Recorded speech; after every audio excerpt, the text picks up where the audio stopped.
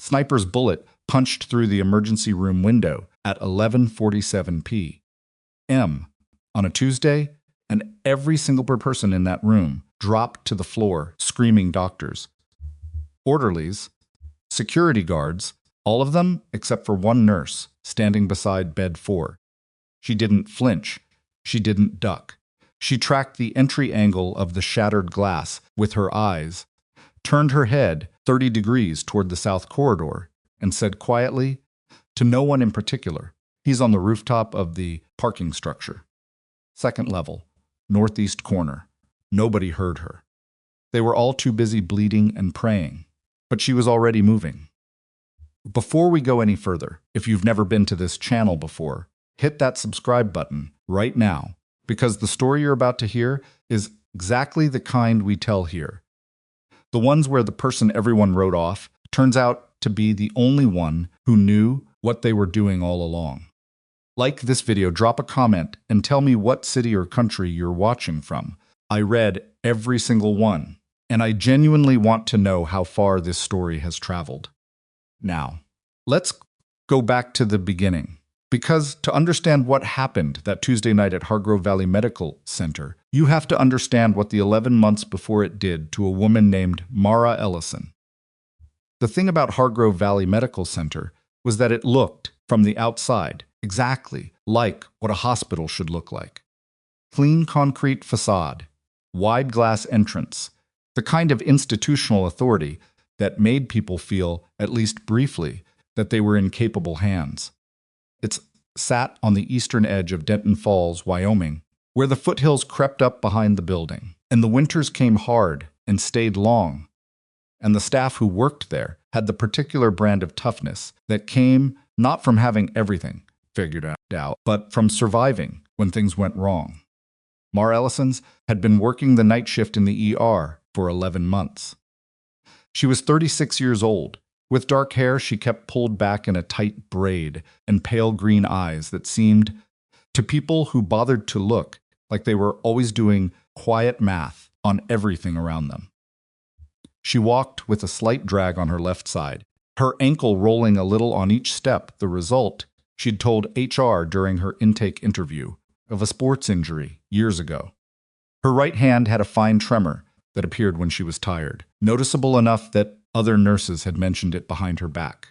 That doctor, Patrick Voss, the head of trauma services, had mentioned it directly to her face. "You dropped the IV line again?" Voss said one morning in October, outside room 7, while a patient waited inside. He said it the way people say things when they've already decided the conversation is over. Third time this month, Mara didn't argue. She bent down and retrieved the line from the floor, replaced it from the supply cart, and went back to work. That was the pattern. Voss spoke. Mara absorbed it. She apologized when it was faster to apologize than to explain. She adjusted, adapted, and found workarounds. She'd learned to brace her right wrist against her palm when inserting IVs, which gave her a steadiness that almost looked effortless, though it took substantial concentration. She didn't tell anyone that. She didn't explain anyone that. Didn't offer the real reason, or the limp. Didn't offer the real reason for either, because the real reason wasn't something she'd brought with her into the walls of Hargrove Valley. She had left that life in another building, in another state, with a duffel bag of personal effects and a discharge paper she kept folded in the bottom of her kitchen drawer. She wasn't ashamed of it. She just wanted something quieter. Quieter, as it turned out, was relative. Patrick Voss had been running the Hargrove Valley Trauma Department for 7 years, and in that time he had cultivated the kind of reputation that gets protected rather than questioned. He was brilliant in the surgical sense, fast hands, good instincts, a memory for drug interactions that impressed residents, and he was difficult in the institutional sense, the way that difficult people with impressive records tend to get accommodated rather than corrected. He had a habit of framing his assessments as objective when they were plainly personal.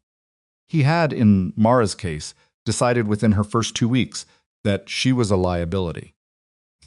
"I don't know why administration keeps her on," he said to the charge nurse one evening in November. Not quietly enough, while Mara was charting at the station 6 feet away. Tremor, balance issues, she hesitates on calls. That's 3 strikes already. Mara kept her eyes on the screen. She finished her note, closed the chart. The charge nurse, a woman named Sandra Holt, who was essentially a decent person caught between a difficult doctor and an institutional culture that rewarded compliance, said nothing. She had apologized to Mara about it later, privately, in the break room. Mara had told her it was fine. It wasn't fine. But Mara had lived in conditions where what was fine and what was survivable were 2 different categories, and she had learned to operate in the gap between them. By March, Voss had written 3 formal performance notes into Mara's file.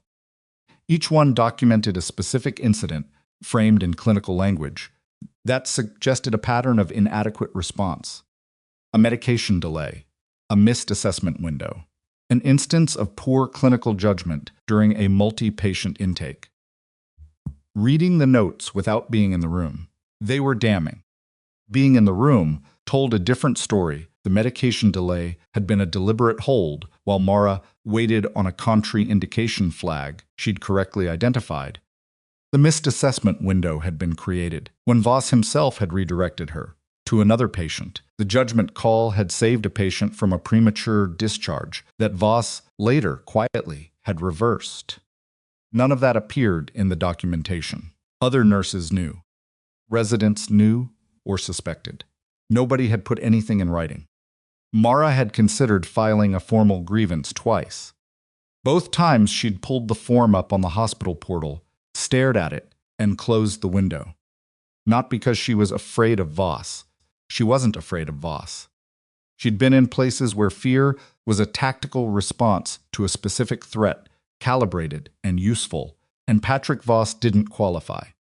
Closed the window because she understood, with the clarity of someone who had studied how institutions work under pressure, that a formal grievance without corroborating witnesses was a document that would follow her longer than any performance note.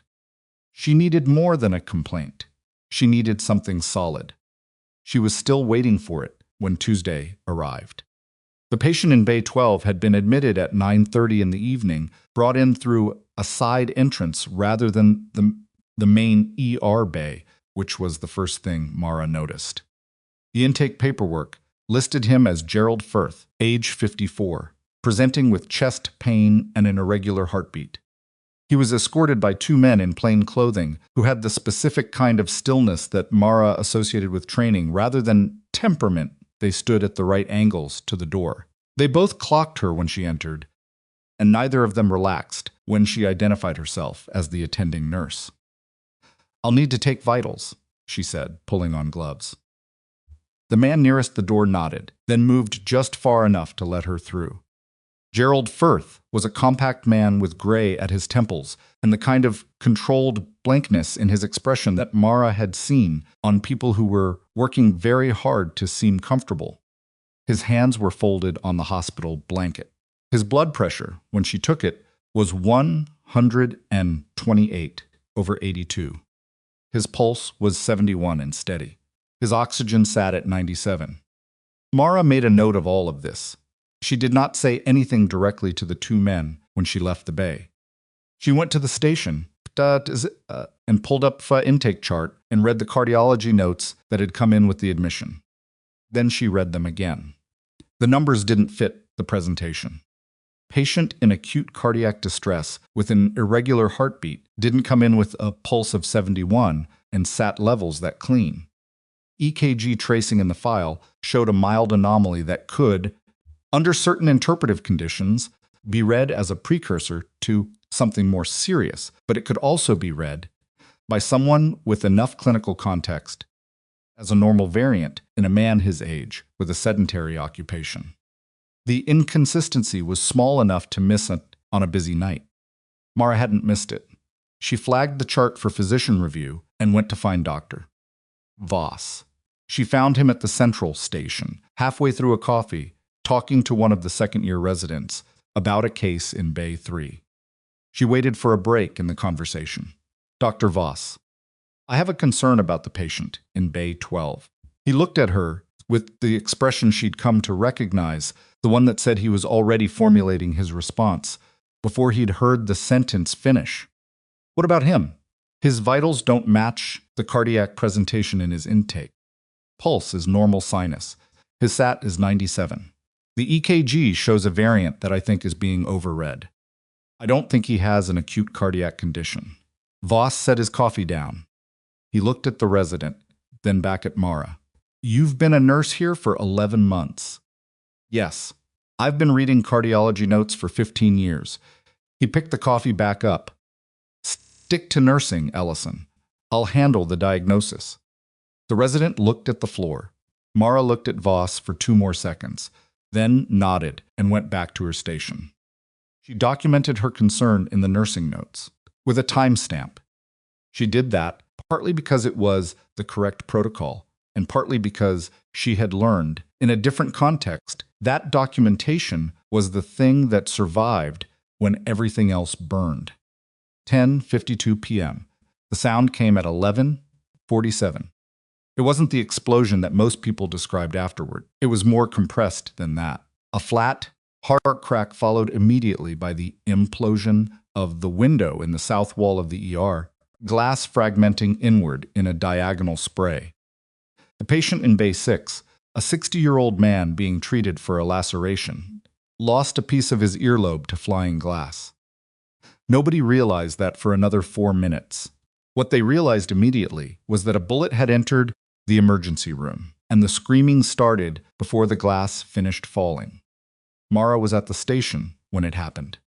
She was on her feet before the sound fully registered, not running, not ducking, just standing, her body oriented toward the window, and her eyes doing the calculation she didn't have to consciously perform anymore. Entry angle, glass pattern, velocity. She was already turning, already moving. By the time the second wave of sound hit people dropping to the floor, chair scraping, someone yelling for security over the intercom with the kind of breathless panic that communicated nothing useful. Get down, everybody down Bay 6 is exposed. The window line is minus. Someone call 911 Mara moved through the chaos in a straight line, which was the first thing people later described as strange. Not because she didn't know there was a shooter, but because she wasn't reacting to the shooter. She was working the geometry of the room, and geometry didn't require ducking. She went to Bay 6 first, pulled the curtain to block the sight line, put her hand on the patient's shoulder and said, flatly, "Don't look at the window." "You're okay." She checked his ear in 4 seconds, applied pressure with gauze, taped it, and moved on. Bay 8 had a pediatric patient, 7-year-old, with a broken arm who was now under the gurney, which was reasonable, but placed her directly below a window. Mara pulled the gurney away from the wall, repositioned it, and told the girl to stay flat and count to 100. "Count out loud," Mara said. "Don't stop." 1, the girl said. 2, 3. Mara was already at Bay 10. By the time she'd moved 4 patients away from window exposure and directed 2 orderlies to start transport on the patients. In Bays 9 and 11, Doctor. Voss had emerged from behind the nursing station, where he'd been crouched with 3 residents. He stood up and looked around at the controlled motion happening in his emergency room. And for a moment, his face did something complicated surprise, reassessment. Something that was almost recognition before it resolved back into the default authority he'd been carrying for 15 years. "Someone needs to take charge here," he said loudly. "We need to clear this department." "It's being cleared," Mara said without looking at him. Bays 6, 8, 9, and 11 are repositioned. 10 is being moved now. "We need to lock down the south corridor." The shot came from the northeast elevation, parking structure, 2nd level. The south corridor gives a secondary sight line. Voss stared at her. "The angle of entry," she said, because he looked like he needed the premise explained. "The glass pattern. It's basic geometry." Someone said, "How do you know that?" Mara didn't answer. She was already on the radio. The second crack of gunfire came 17 minutes later, and it was outside the parking structure, based on the position and the echo return. No entry into the building this time. By then, 2 city police units had arrived and were setting up a perimeter, and the ER had been placed on lockdown. Patients not in critical condition were being moved to interior rooms. The staff was operating in a state that lived somewhere between controlled and barely controlled, and Mara was the reason it hadn't slid further toward the second option. She had moved through the department with a quietness that was different from the timidity people usually assigned to her. It was the quietness of someone who had already run the calculations and wasn't wasting energy on calculations she'd already run. She gave directions with an economy of words that the residents had started following without questioning, which was its own indicator. People in genuine crisis don't analyze the credentials of the voice telling them to move, they just move. Sandra Holt found her in the medication corridor at 12:08 a.m. And her face had the particular look of someone who was only now sorting through what they'd been watching for the last 20 minutes. "Mara," she said, and then stopped, like she'd reached the edge of the sentence and discovered she hadn't written the rest of it yet. "We need the access log for Bay 12, Mara said. Sandra blinked. "What?" "The patient in Bay 12. Someone needs to pull who accessed his chart in the last 4 hours, and it needs to happen before anyone decides to clean up records." She was pulling a trauma kit from the wall cabinet while she said it, checking contents with the same steady automation she used on anything that needed to be counted. The shot was targeted. Someone inside this hospital knew which bay he was in. "Mara, he's a cardiac patient." "He's not a cardiac patient." Mara closed the kit and turned. "His vitals don't support it. Those men with him weren't family or private security hired by a wealthy cardiac patient." Posture, the positioning, the fact that he was brought in through the loading entrance, he's being protected. And whoever is shooting at him knew exactly where to aim. Sandra looked at her for a long moment. "Who are you?" It was a real question, not a rhetorical one. Mara could hear the difference. "I'm the nurse who flagged his chart at 10:52, she said. "Pull the access log." She picked up the trauma kit and went back toward the main floor. The military vehicles arrived at 12:31 a.m. There were 3 of them, 2 dark SUVs and a larger vehicle that looked like a command unit, government plates, no insignia visible from the ER entrance. They came in through the ambulance bay, which the local police had cleared, and the people who got out of them moved with the specific coordinated efficiency that Mara recognized the way some people recognize a dialect from their hometown, not because they'd studied it, but because they'd lived inside it. She was standing at the central station when they came through the inner doors. 6 of them, 5 in tactical gear, and 1 in the kind of civilian clothing that was really just a quieter form of tactical gear, with a rank that lived in the way he carried himself before it appeared on anything he was wearing. He was around 50, broad-shouldered, with the cropped gray hair of someone who'd been in long enough for the field to have aged him faster than the calendar. He swept the ER with the kind of eyes that categorized quickly and moved on, and when they reached Mara, they stopped. She didn't move. He crossed the floor in 8 steps, and when he was close enough that she could see the vertical line of old scar tissue that ran from his left jawline down toward his collar, she felt something in her chest that wasn't fear. It was closer to the feeling of being found after a long time spent convincing yourself you preferred not to be looked for. "Staff Sergeant Ellison," he said, and the emergency room, which had been operating at the particular loud frequency of controlled crisis, went quiet in the way that only happens when something lands that changes the shape of the room. Mara looked at him. "Colonel Daniel Pruitt." The residents and nurses who were close enough to hear it later described it differently. One said she turned pale. One said she didn't react at all. One said she let out a breath like she'd been holding it for 11 months, which was, of the 3, probably closest to accurate. Voss, standing 6 feet away with a blood pressure cuff still in his hand from an interrupted patient assessment, said, "I'm sorry, what?" Pruett didn't look at him. He was still looking at Mara. "We have a situation." "I know," she said. "Bay 12. "How much do you know?" "Enough. His presentation doesn't match his diagnosis. The shot was targeted from the northeast elevation. Someone in this building fed the shooter to the location." She paused. "And you got here fast enough that this wasn't a surprise." Pruett's expression didn't change, but something behind it shifted. "We received threat intelligence 40 minutes ago. We weren't fast enough." He glanced around the room at the taped window, the repositioned gurneys, the patients moved away from sight lines, the staff operating in formation rather than chaos. "You've been busy.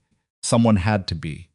A nurse behind the station knew her, barely 6 months, and whispered to the woman beside her, "Who is she?" The woman beside her didn't answer, because she didn't know, and that was the point. That had always been the point. Pruett turned to his team. "I need this floor cleared to essential personnel. Full access restriction on Bay 12, no exceptions." He turned back to Mara. "You're essential personnel." Voss stepped forward. "Excuse me, I'm the head of trauma services. This is my department. Any decisions about patient care are being handled," Pruett said. 2 words had the weight of a door closing. He didn't raise his voice. He didn't need to. "Dr. Voss, we'll need to speak with you shortly. Please stay available." The way he said "stay available" was not a request. Voss looked at Mara. His face had moved through several expressions in the last 90-second surprise, confusion, and something she hadn't seen from him before, which was a particular flavor of uncertainty that lived in people who had built their authority on a foundation they'd never expected anyone to examine. She didn't give him anything back. Not satisfaction, not reassurance, not the small mercy of looking away. She just looked at him, the way she'd spent 11 months, wishing someone would look at her. Then she followed Pruett toward Bay 12, and the ER closed ranks behind her. The man in Bay 12 was sitting up when they entered. He looked at Pruett with the expression of someone who had been waiting for the next of bad news and had decided to get it over with. "Mr. Firth," Pruett said, "we're moving you. I heard the shots." 2. Neither was a direct strike on this floor. We have a secondary location prepared. Firth looked at Mara. "Who's this?" "Nurse Ellison," Pruett said. "She's the reason this floor didn't turn into a casualty event." Firth studied her the way people study someone they're reassessing. "You're military." "I was," Mara said. "What branch?" "Army, combat medical support. 2 tours." Firth nodded slowly, like a detail was slotting into place. "Voss," he said. "The doctor. He accessed my file." The room shifted. Pruett turned slowly. "What did you say?" "The big one. The one in charge. He came into my bay around 11, said he was doing a secondary assessment. He asked questions that weren't about my heart." Firth looked at his hands. "Testified in 3 federal cases. I know what a fishing expedition looks like." Mara thought about the chart she'd been reviewing at 10:52. She thought about the timestamp. She thought about Voss, who had dismissed her concern at the station, who had told her to stick to nursing, who had gone back to his coffee. And then she thought about the 17 minutes between her concern, text being dismissed, and the glass shattering. "I need to see the access log," she said. Pruett looked at her. "I asked for it already," she said. "Sandra Holt can pull it." Dr. Voss accessed Bay 12 at approximately 11 p.m. If we compare that timestamp to the shooter's communication window, you're alleging that my attending physician coordinated a federal witness assassination, Pruett said. His voice was flat. "I'm saying the access log will tell us whether I'm right," Mara said. "And I've been right about this patient since 10:52. Pruett looked at her for a long beat. Then he turned to the tactical officer behind him. "Pull every access log for Bay 12. All of them, from intake forward. Now." The officer moved. Firth looked at Mara from the gurney. "What's your name?" he said. "Your actual name." "Ellison," she said. "Mara Ellison." "Ellison," he repeated, like he was making a note of it. "Thank you." She nodded once. The way she'd learned to receive thanks from people meant it, not deflecting it, not performing humility, just acknowledging it and moving on. There was still a shooter in or around this building. There was still a floor full of patients who didn't know what was happening. There was still 11 months of documentation in a file that had her name on it. One thing at a time. She checked the trauma kit. She checked the corridor. She checked the window angles in Bay 12, confirmed the room's interior position was clean, and looked back at Pruitt. "We need to move him in the next 15 minutes, she said. "The shooter hasn't been confirmed located. If he switches position." The radio on Pruitt's vest crackled. The voice on the other end said 4 words, "Shooter is no longer on the rooftop." Temperature in the room seemed to drop 3 degrees. Mara was already moving toward the door. The radio crackle hung in the air of Bay 12 for exactly 2 seconds before Mara was through the door. Running in a hospital corridor during an active shooter situation was how you became a target at an intersection. She knew that the same way she knew her own heartbeat, which was steady and a little too slow for someone who hadn't slept in 6 hours, which was normal for her.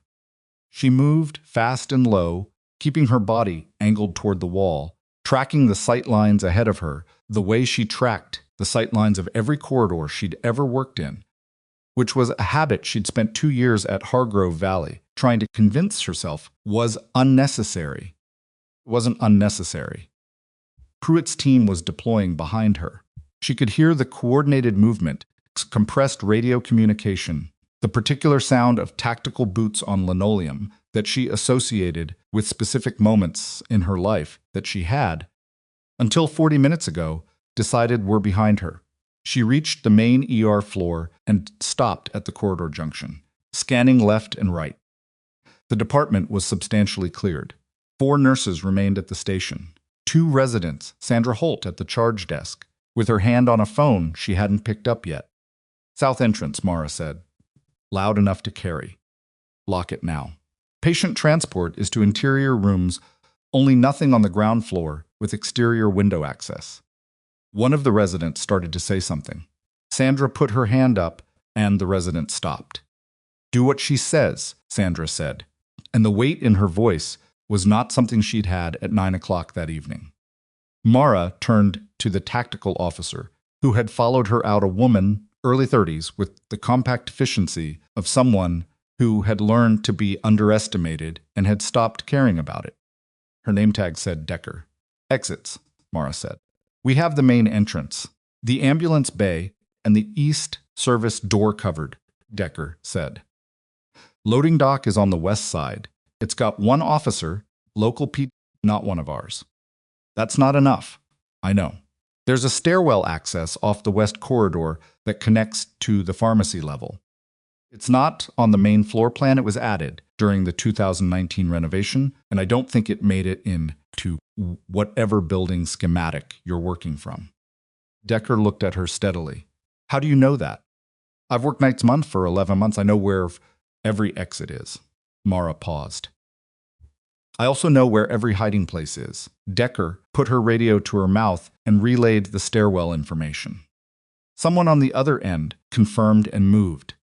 Mara was already heading toward the west corridor, her left ankle rolling on the turn the way it always did, and she adjusted without breaking stride because she'd been adjusting for it for 3 years, and the adjustment was automatic now.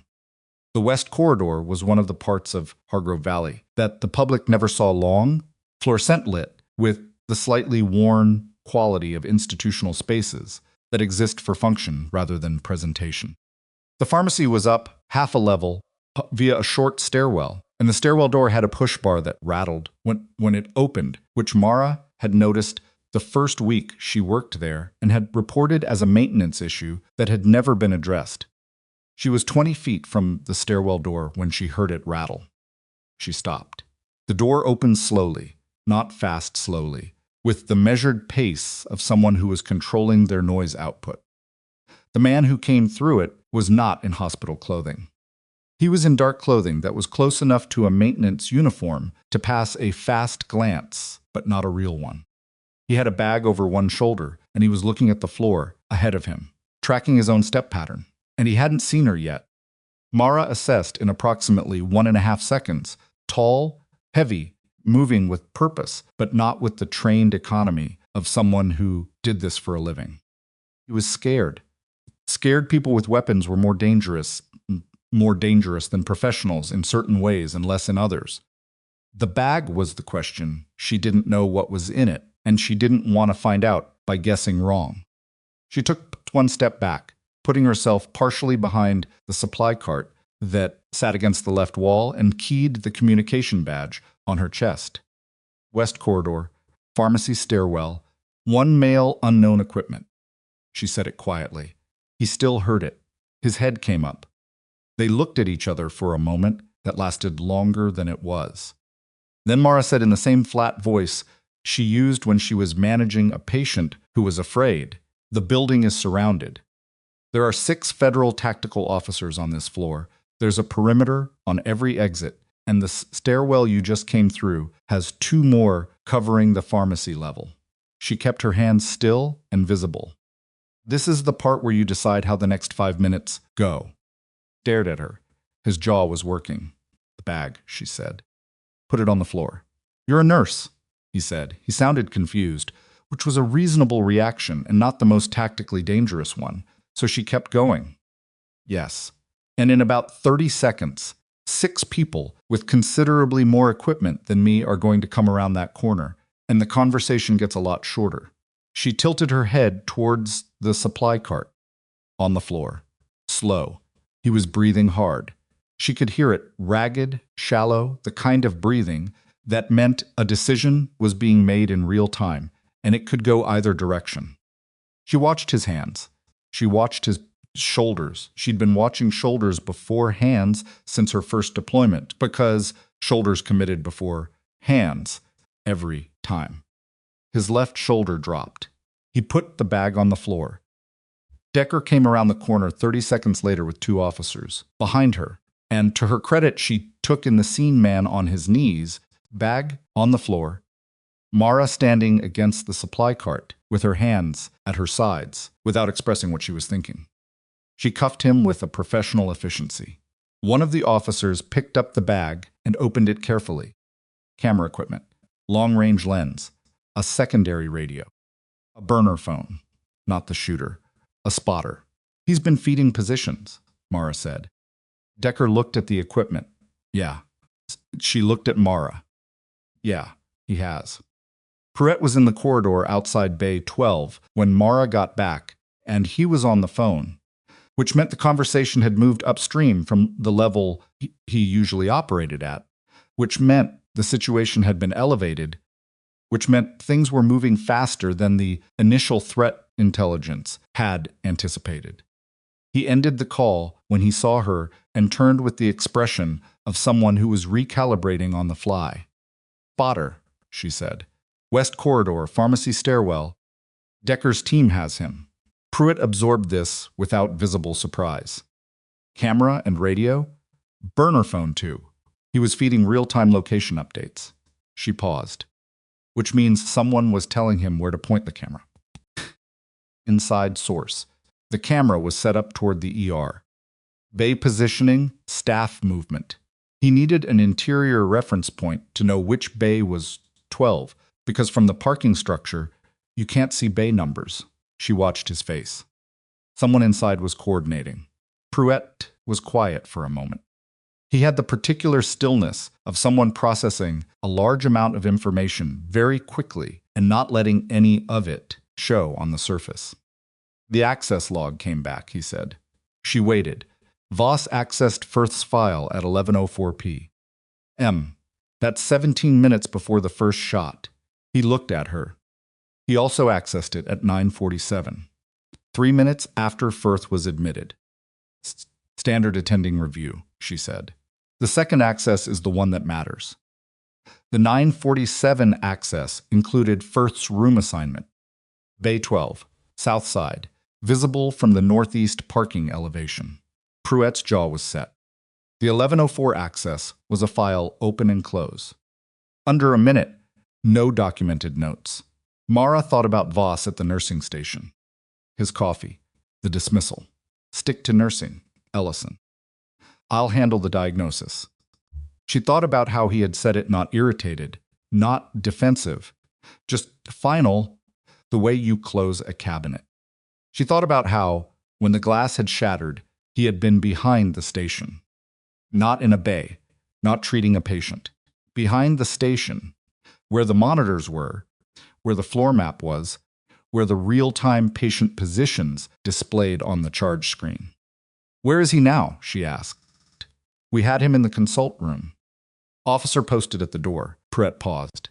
He requested to use the restroom connected to the consult room 5 minutes ago. Officer allowed it because there's no exterior access. Something moved in Mara's chest. There's a service panel in that restroom, she said. Above the second stall, it connects to the HVAC service line that runs to the east equipment room. She was already turning. There's an access ladder in the equipment room that leads to the basement. Pruett's radio was up before she finished the sentence. The answer came back. In 8 seconds, consult room is empty. Restroom door is open. He's gone. The basement of Hargrove Valley Medical Center was not a place that appeared on the visitor map. It was the kind of space that hospitals accumulate rather than design supply corridors, equipment storage, the network of service paths that allowed the building to function without the functional parts being visible. Mara had been down there twice, both times during equipment moves that needed an extra set of hands.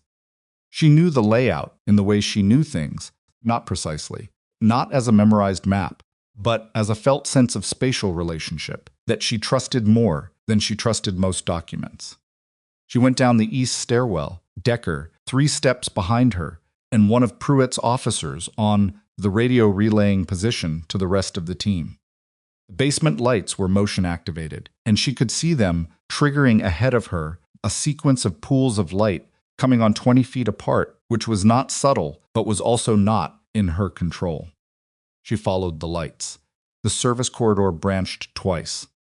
First branch, she stopped, listened, heard nothing. The second she stopped and heard footsteps, hard-soled shoes on concrete, which Voss was wearing because he'd been on shift and trauma attendings didn't wear sneakers. The footsteps were moving fast and not quite even, which meant he was nervous, or he'd turned an ankle on the uneven floor, or both. The right branch. Decker touched her shoulder. We should wait for full. He's heading for the loading dock connector, Mara said. There's a tunnel from the basement that connects to the external loading area. It's used for body transport from the morgue. If he gets to the loading dock, there's an unmanned vehicle access point that he can exit through. She looked at Decker. The local PD officer at the loading dock doesn't know about the tunnel. Decker spoke into her radio. The response told her what Mara had already guessed. The officer had been repositioned to cover the main dock entrance, leaving the tunnel access unmonitored. How do you know about the tunnel? Decker asked. A patient died on my 2nd month here, Mara said, and started moving. I had to coordinate with the morgue. Nobody tells you. It tells you about the tunnel. You find it when you need it. The footsteps ahead of them were getting louder. Mara tracked the sound the way she tracked everything, without urgency, without panic, just data. He was slowing down. He'd hit the final corridor, which curved before it reached the loading dock connector and had a low ceiling section that required ducking, and he either didn't know about the ceiling or he'd hit it, because the footsteps had that brief, irregular pattern of someone recovering from impact. She came around the curve and saw him. Voss was at the tunnel door, which was a heavy fire-rated door with a push bar, and he had the push bar depressed, but hadn't moved through because there were sounds on the other side, the radio crackle of Pruett's team repositioning, which meant they'd gotten there from the exterior. He turned when he heard her. The thing about seeing someone in a moment they never planned for was that the performance fell away. All of it the authority, the clinical detachment, the 15 years of practice superiority that Mara had been absorbing since October. What was left was a man in his late 40s with his shirt half untucked and his face doing the unguarded arithmetic of someone who has just run out of options. "Ellison," he said. His voice was not the voice he used in the ER. "Dr. Voss," she said. The pause stretched. "Whatever you think you know," he started. "The access log is already pulled," she said. "The spotter's equipment has your burner communication on it. The federal team has been tracking transaction records since before tonight." She watched him. "You sold protected medical records. You identified a federal witness and gave his location to people who were paid to make sure he never testified." She kept her voice even. Not because she wasn't angry, she was angry, had been angry for 11 months. Though the shape of it had changed in the last hour, but because even was more effective than he did, and she knew it. "You put every patient on this floor in danger to protect a transaction." He looked at her, and in his face she saw something shift past the fear into something uglier, the particular defensiveness of a person who had spent long enough being right in public that being wrong felt like an assault. "You're a nurse," he said. "You've been a substandard nurse in my department for 11 months. Nobody is going to. You called me a liability," she said. "Tonight I identified your patient's actual status, predicted the threat vector, repositioned this floor's patients before the second shot, and found your spotter." She paused. "You were behind the charge station during the shooting. I was in the bays. He didn't have anything for that."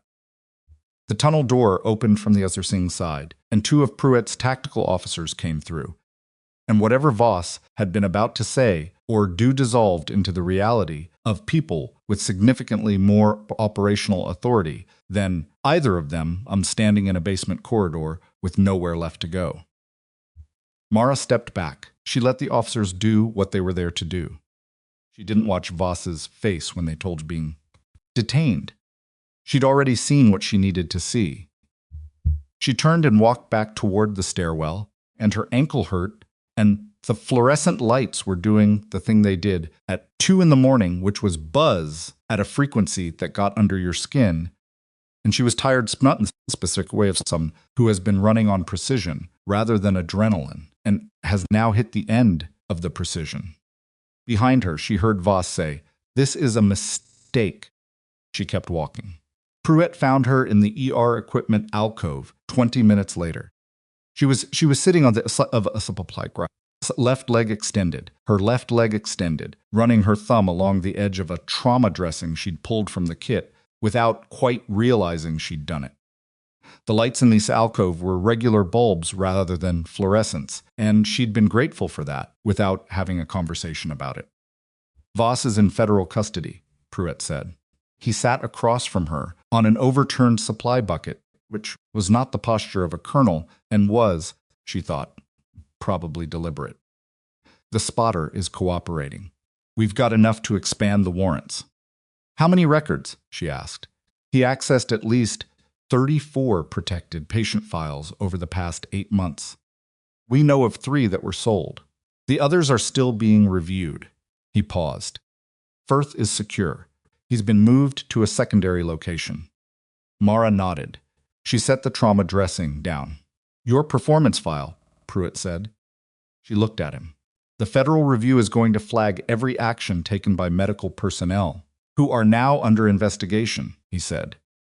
"That includes the performance evaluations Voss filed against you. All 3 of them." He held her gaze. "The legal team is going to want to review them in the context of whether they were filed in good faith." "They weren't," she said. "I know. How do you know?" "Because I've been watching you for 2 hours, he said. "And what I've been watching isn't someone who has performance issues. It's someone who was being managed out of a department because she was too observant." He waited a beat. "You flagged Firth's chart at 10:52. Voss dismissed you. 45 minutes later, someone shot through the ER window. If Voss had listened to you, we might have moved Firth before the shooting started." Mara absorbed this. "You can't know that." "No," he agreed. but the timeline is what it is. She looked at her hands.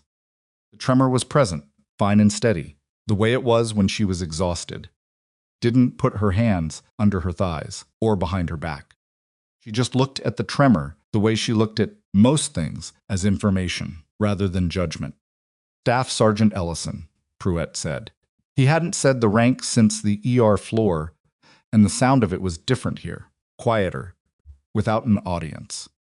When you separated from the Army, the record said you requested discharge for personal reasons. That's correct. You were 3 months from promotion. Also correct. You want to tell me why? She looked at him for a moment. He was one of the people who had the answer in a file somewhere, which meant this wasn't a question about information. It was a question about whether she'd say it out loud. I was tired, she said. Not of the work, of what the work cost. She paused. I wanted to take care of people in a context where the goal was to keep them alive rather than to keep them functional enough to deploy again. She looked at the supply crate. I wanted to matter in a smaller way, quieter. And instead I spent 11 months being told I was a liability by a man who was selling patient records to people who wanted a witness dead. She exhaled, not quite a laugh. Quieter didn't take. Pruitt was quiet for a moment. Outside the alcove, she could hear the ER, resuming the controlled return of noise that meant things were moving back toward functional. Patients being resettled. The local PD wrapping their immediate scene work while the federal investigation moved into its next phase. There's something else, he said. She waited. The access logs. He leaned forward slightly.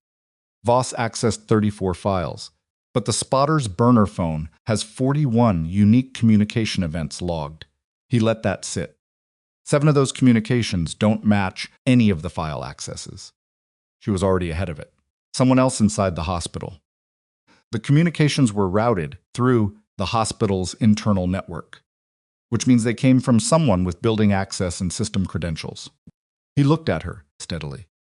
The 7 additional events, one of them happened tonight, is at 11:38 p.m., 9 minutes before the first shot. Mara ran through the staff on shift. She ran through who had been where, who she'd seen at the station, who had been in the corridor when she'd moved patients.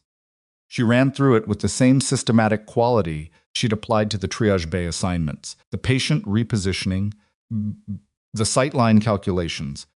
One thing kept coming back. The EKG on Firth's admission file, she said slowly. The one that supported the cardiac diagnosis. Pruitt's eyes sharpened. It was plausible but thin, she said. A real cardiologist wouldn't have needed to overread it. But it was good enough to get him admitted. Good enough to make the cover hold. She looked at Pruitt. Who performed the intake EKG reading? Pruitt pulled out his phone and typed something. He waited. The answer came back. His face changed in a way she'd only seen once in the last 2 hours, which was when the radio had said the shooter was no longer on the rooftop. He turned the phone so she could see the name. Mara read it. The name on the screen was Dr. Renata Solis, the hospital's chief cardiologist, who had left on a personal emergency call 40 minutes before the shooting started, who had signed out at 11:21 p.m., and whose building access credentials, according to the log now pulling up on Pruitt's screen, had been used to access the hospital's patient placement system at 11:38 p.m.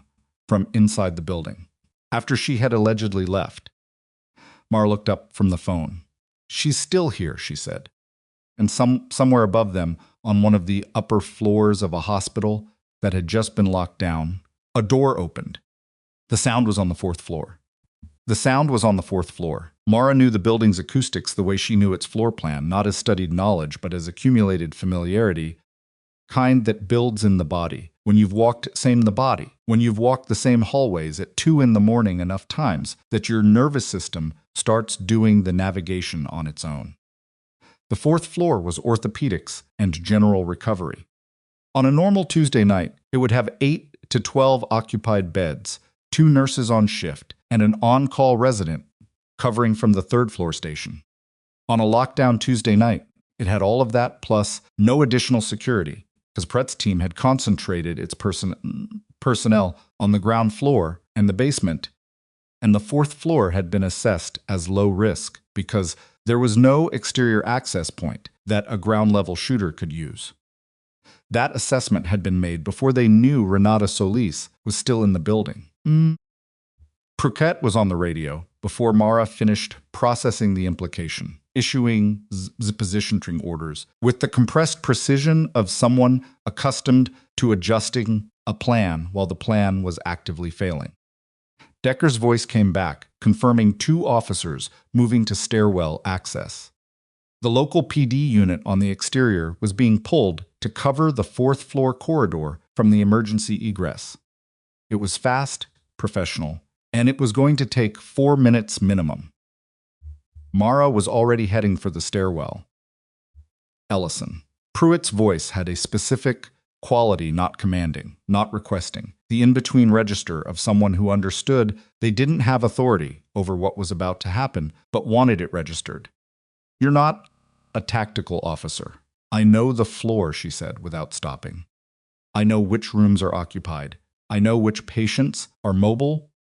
And I know that the nurse on shift up there is a 26-year-old who has been in this building for 18 months and has never had a code anything more serious than a routine fall. She pushed through the stairwell door. 4 minutes is a long time.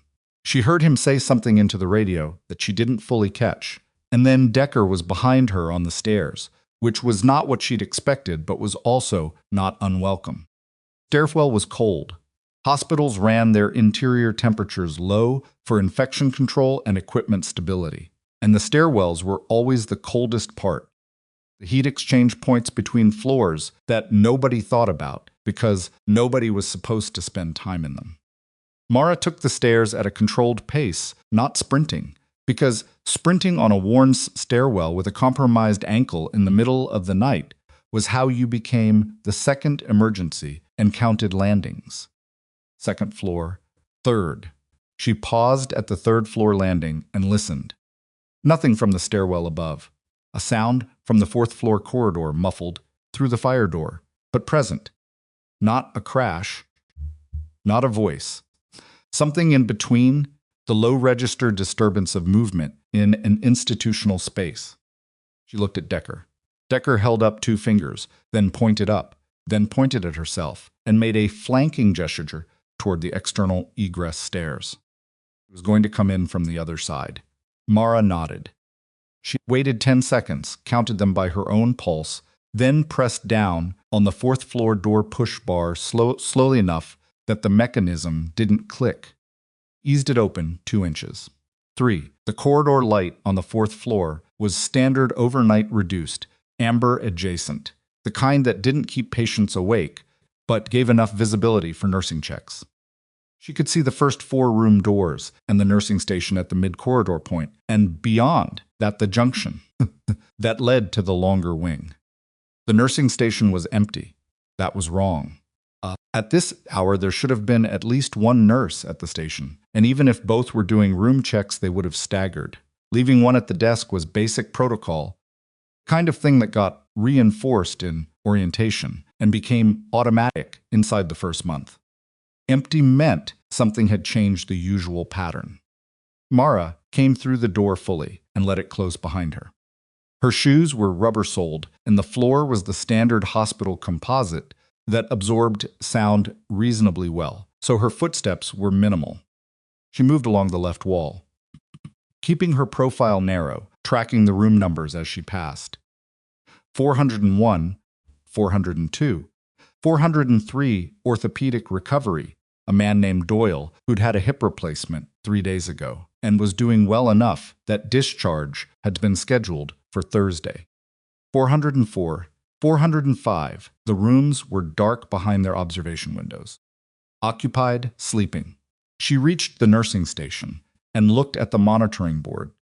Patients on the floor. All 8 biosignature feeds were active and within normal parameters, which was the only genuinely reassuring thing she'd seen in the last 90 seconds. Nobody was coding. Whatever was happening on this floor, it hadn't reached the patients yet. The station had a phone, and it had been knocked off the cradle. Not dropped knocked, with the directional angle of something that had been hit from the sides rather than fallen. The handset was dangling by its cord, which meant whoever had been at the station had not left voluntarily or calmly. Mara looked at the corridor junction to her, left the longer wing, 6 rooms, the end of which connected to the linen storage and a secondary equipment bay. She listened. A sound. Repeated. Low and irregular. She went toward it. The equipment bay door was closed but not latched, which she could tell from the slight movement of the door in the pressure differential when the building's ventilation cycled. She pushed it open with her forearm rather than her hand, a small and probably unnecessary precaution. But old habits had kept her alive before, and she wasn't interested in revising them and saw the nurse on the floor. Young woman, dark scrubs, her back against the far wall with her knees pulled up and her right hand pressed against her left forearm. The hand was shaking, not with tremor, but with the particular vibration of someone doing sustained compression on a wound that hurt. She looked up when the door opened, and the look on her face moved through 3 things in rapid sequence: fear, relief, and the particular anger of someone who has just been very frightened and is converting it into something more manageable. "She hit me," the nurse said. "Her name tag," says Kelly. "She came out of the supply room. I didn't even see her. She hit me with something and I went down." She swallowed. "Tried to call the station." "I know," Morris said. She was already crouching, examining the forearm. A defensive wound, which meant Kelly had gotten her arm up in time. Contusion, possibly a small fracture of the ulna, based on the swelling pattern. Nothing she could confirm without imaging. But the arm was maintaining function. Fingers were responding to Mara's quick check. "How long ago?" "Maybe 5 minutes. I'm not sure." "I hit my head when I went down." She touched the back of her skull with her uninjured hand, then looked at her fingers. "It's not bleeding. You may have a concussion. Don't close your eyes." Mara looked at the door. She went toward the rooms. She went toward 408. Kelly's face tightened. 408 is Mr. Ibarra. He had a psychiatric hold transfer this afternoon. He came to us because we had the secure room on this floor. She stopped. He witnessed something. That's what the admitting note said. He witnessed something, and he was refusing to testify, and they brought him here for a psych evaluation. And now, she knows he's here, Mara said. It landed in the equipment bay like a stone dropped into still water. Kelly stared at her. She came for him. "Call the station phone," Mara said, standing. "Use the one in here. Tell them 4th floor, room 408, patient in immediate danger. Tell them Staff Sergeant Ellison is on approach." She held Kelly's eyes for 1 second. "Stay in this room." She was in the corridor before Kelly got to the phone. Room 408 was the last door on the right before the corridor terminated at the window that overlooked the hospital's east parking lot. The secure room designation meant it had a reinforced door lock, a panic button wired directly to the nursing station, and a window without a standard crank, the kind of design modifications that were meant to make the room safer for an involuntary patient. They were also modifications that made it harder to get into quickly from the outside, which was a design tension that nobody had fully resolved in the 18 months since the renovation. The door was closed. Not locked, the lock mechanism was a keycard system, and it had not been engaged, which meant either the person who'd gone in hadn't locked it behind them or hadn't needed to, and neither option was good. Mara put her hand on the door and listened. A voice. Low, female, with the measured cadence of someone choosing words carefully. Couldn't make out the content, but she could make out the tone, which was not threatening in the way that movies depicted. Threatening, it was the tone of rational persuasion, of someone presenting an argument, which was in some ways more dangerous because it meant they believed what they were saying would work. She pushed the door open. Dr. Renata Solis was standing on the far side of the bed, between the bed and the window, with the patient a heavy-set man in his mid-50s. Emmanuel Ibarra sitting upright in the bed, with the blanket pulled to his midsection, and the particular wariness of someone who has been startled out of sleep and is not yet sure how bad the situation is. Solis turned when the door opened, and Mara saw several things in rapid sequence. Solis had her hospital badge on, which was either an oversight or a choice. She was holding a phone in her left hand, not a weapon, and she had positioned herself between Ibarra and the room's emergency call button, which was the single most tactically precise thing she could have done in the room, which confirmed she'd thought about this in advance. Mara stood in the doorway. She did not enter fully. "Dr. Solis," she said. Solis looked at her with an expression that was complicated and honest in a way that Mara hadn't expected. It wasn't the face of someone caught.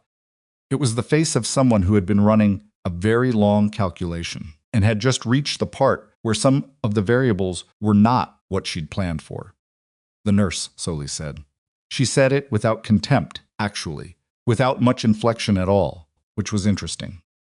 "Ellison," Mara said. "You signed out at 11:21. "I did." "Your credentials were used at 11:38. "Yes." Solis looked at Ibarra. "Mr. Ibarra, I need you to understand that what I'm doing here is not—" "What are you doing here?" Ibarra said. He had a low, textured voice that had probably been steady most of his life, and was steady now, though not comfortably. "I don't know you." "I know," Solis said. "I know you don't. But you saw something that you shouldn't have. And the people who are trying to protect you, they can't actually protect you. Patrick Voss was one of them, and look what he did." The room was quiet enough that Mara could hear the ventilation system.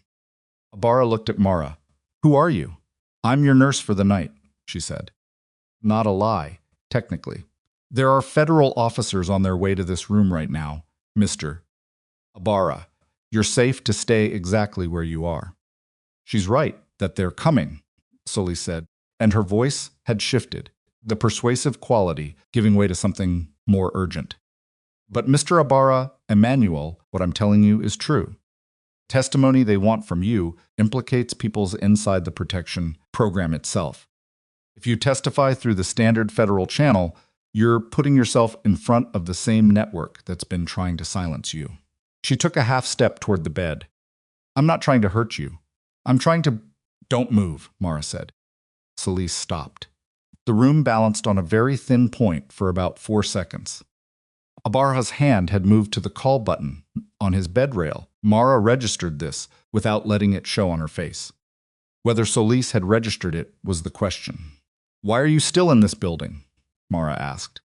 Not aggressive, the same flat information-gathering register she used with patience. "You had a 17-minute window to leave the first shot. You could have been 3 miles away." Solis looked at her. Something in the look was reluctant, like information she hadn't planned to give. "I needed the record files. Ibarra's psychiatric intake notes have a specific case reference number that ties back to the defense contractor. I put it there. If the investigation pulls the file without my key to read it, it looks like standard patient notation." She paused. "I was going to take it out and destroy the evidence. And make sure it reached the right investigator, not the compromised one." Solis's jaw tightened. "I am not who you think I am.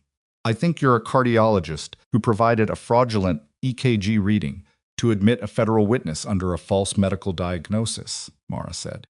"I think you've been communicating through the hospital's internal network tonight to coordinate a witness assassination. I think your credentials were used at 11:38 to access the patient placement system." She watched Solis's face. "That's not a complicated picture. The EKG was requested by Voss," Solis said. "The urgency was fully present now. He told me it was for a patient who needed protective custody, and that the cardiac cover was already approved through a federal liaison. I didn't know what he was using it for. When I found out 3 weeks ago, when I pulled the communication logs, because something wasn't adding up, I had already been inside it long enough that walking out meant Voss had all the evidence he needed to make me the primary." Mara absorbed this. It was either the truth or it was a very sophisticated version of a story that had been prepared for exactly this moment. And the difference mattered enormously and was not something she could determine in a room at 2:15 in the morning. What she could determine was that Ibarra's hand was on the call button, and Solis was still between him and the window, and the federal officers were somewhere on this floor, probably 40 seconds away. "Put the phone on the bed," Mara said. Solis looked at the phone in her hand. Then she set it on the mattress beside Ibarra, with the deliberate quality of someone demonstrating compliance rather than performing it. "The case reference number," Mara said. "The one in Ibarra's intake notes. Foxtrot 7 Romeo 29. I'm not writing that down. I'm going to remember it and tell it to Colonel Pruitt." "Pruitt is clean," Solis said. "He's one of the people I was trying to get it to." "Then your problem," Mara said, "is solved." The door opened behind Mara with the force of a professional entry, and Decker came through at an angle with two officers behind her. The room went briefly to the maximally complicated version of itself: voices, positions, everyone's hands visible, and then it resolved into the kind of controlled order that Pruitt's team seemed to be able to produce on demand, which Mara had come to accept as their particular skill, the same way triage was hers. Solis went with the officers without a struggle. She looked at Mara once from across the room with the expression of someone who had a great deal more to say and understood this was not the moment. Ibarra sat in the middle of the bed with his hands in his lap and looked at Mara with the particular expression of a man who has been the subject of a great deal of activity and would like to understand at least the approximate outline of what is happening. "Am I safe?" he said. "Right now, yes," she said. "That's the most accurate answer I have." He nodded slowly. "You're not a regular nurse." "I'm a regular nurse," she said. "I'm also other things." Kelly appeared in the doorway with her forearm wrapped in a temporary bandage she had, apparently applied to herself, which was either impressive or the result of too much time spent watching Mara work. Color was better. Her eyes were tracking correctly. Mara did a fast visual concussion check: pupils, responsiveness, balance, and updated her assessment. Probable mild concussion, nothing immediately dangerous. "You need imaging on that arm," Mara told her. "I know," Kelly said, "but I figured I'd check on my patient first." Mara looked at her for a moment. "Good call," she said, and meant it. Pruitt was on the 4th floor when Mara came back out into the corridor, which told her the timeline had compressed in ways she hadn't fully tracked while she was inside the room. He had the particular look of someone who had been in motion since the first shot and was now managing 4 simultaneous developments, which was probably accurate. "Solis," he said. "She says she's not the inside source. She says Voss gave her a cover story when he requested the EKG." Mara met his eyes. "She also gave me a case reference. Foxtrot 7 Romeo 29. She says it's embedded in Ibarra's intake notes and it ties to the defense contractor." Pruitt pulled out his phone and typed it in without asking her to repeat it. "She could be constructing a defense," Mara said. "She could be," he agreed. "That's for the investigators to sort." He looked up. "The shooter we have confirmation from the exterior units." He entered the building through the basement loading dock at approximately 12:54 a.m. He used the morgue tunnel. Mara felt something in her chest that wasn't quite cold, but was adjacent to it. "Told Decker that tunnel." "You did. We had it covered from the exterior dockside." He came in through the interior tunnel connection, from an access point in the sub-basement that is not on any building plan we were given. Pruitt's voice was flat in a way that was its own form of expression. "He's in the building." "Which floor?" "Unknown. He came through the sub-basement. He could have gone anywhere from there." He watched her face. "We're doing a systematic sweep. All non-essential personnel are sheltering in place." "Patient rooms," Mara said. "Yes. He's not going to the ER. That's cleared and covered. He's not going to the basement. He came from there, and he knows you're there." She thought about the building. She thought about it the way she thought about it at 4 in the morning when she was walking its corridors, and the hospital was at its quietest, and its layout was just a physical fact to move through. He needs Firth, or he needs Abara, or he needs to create enough chaos that whoever he's working for can use the noise. She paused. Abara is on this floor, which is why I'm here. The 5th floor, she said. Long-term recovery. It's been dark since the lockdown. It's got the least personnel, and it connects via the service elevator to the sub-basement. If he came up the service elevator instead of the stairwell, he bypassed your stairwell coverage entirely. Pruitt was already on the radio. The response came back in less than 15 seconds, and the response was the specific silence of a channel that had expected a confirmation and received something else instead. Then the voice, 5th floor corridor, East Wing. We've got a door that shouldn't be open. Mara was already at the stairwell. 5th floor was different from the 4th in ways that mattered. Long-term recovery was a quieter department by design, lower patient turnover, higher acuity in terms of ongoing care needs, a population that included patients who were immobile, sedated, or otherwise unable to respond quickly to a threat. The rooms on the East Wing included 3 patients on continuous monitoring, a 71-year-old post-surgical case, a woman recovering from a stroke, and a man named Roy Callender, who was recovering from spinal surgery and had, as of this afternoon's chart, 0 mobility from the waist down. Mara knew all 3 charts because she'd covered this floor twice during staffing shortages, and the monitoring feeds were part of her familiarity with the building's patient load. The stairwell door on the 5th floor opened without the push bar rattling, which meant it had either been oiled recently or it had been opened enough times recently that the mechanism had been worn smooth. And the second option was the more likely. Came through the door at the same angle she'd used on the 4th floor, but controlled, body to the wall, immediate scan. The East Wing corridor was 30 feet from the stairwell. The light there was wrong. Not dark, the overhead panels were on, but one of the panels near the far end of the wing was flickering, the irregular strobe of a failing tube, which threw the shadows in that section of the hallway into a motion that made it very difficult to read depth and distance. She tracked the flickering panel to the 4th room from the end of the wing. Room 512, Roy Callender. She moved down the corridor without stopping to think through whether this was the correct decision, because thinking through it was the thing that would cost the seconds she didn't have. Her ankle was hurting in the particular deep way that meant she'd been asking too much of it, and it had run out of cooperative compliance, which was fine, which was a problem for later, which was not a thing she needed to have an opinion about right now. She was 12 feet from room 512 when the door opened. He was taller than she'd expected from the west corridor, or maybe taller than she'd assessed in the low light.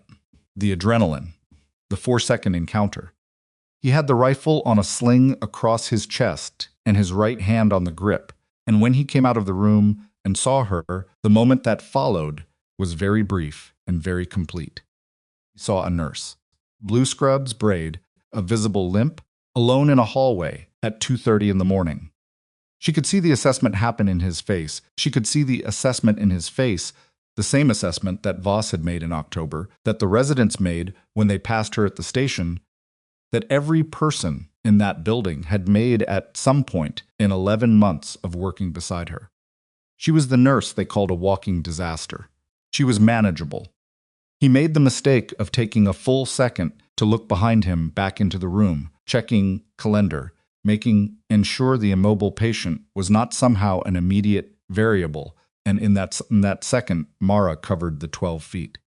She did not think about the rifle. Thinking about the rifle was how you became paralyzed by it. She thought about his hands, his center of mass, the angle of the sling. She thought about what she'd been trained to do in the specific situation of a confined space, a compromised ankle, and a target who had not yet adjusted from the assumption that she was not a threat. She hit him from the left side, driving her shoulder into his chest and her hands toward the rifle's muzzle, which she torqued hard upward and outward. It was not clean. Her ankle gave on the impact, and she went down on one knee, which changed the angle and put her in a worse position than she'd intended, and the rifle went partly with her and partly with him. And what followed was neither a technique nor a strategy. It was 30 seconds of very concentrated desperation.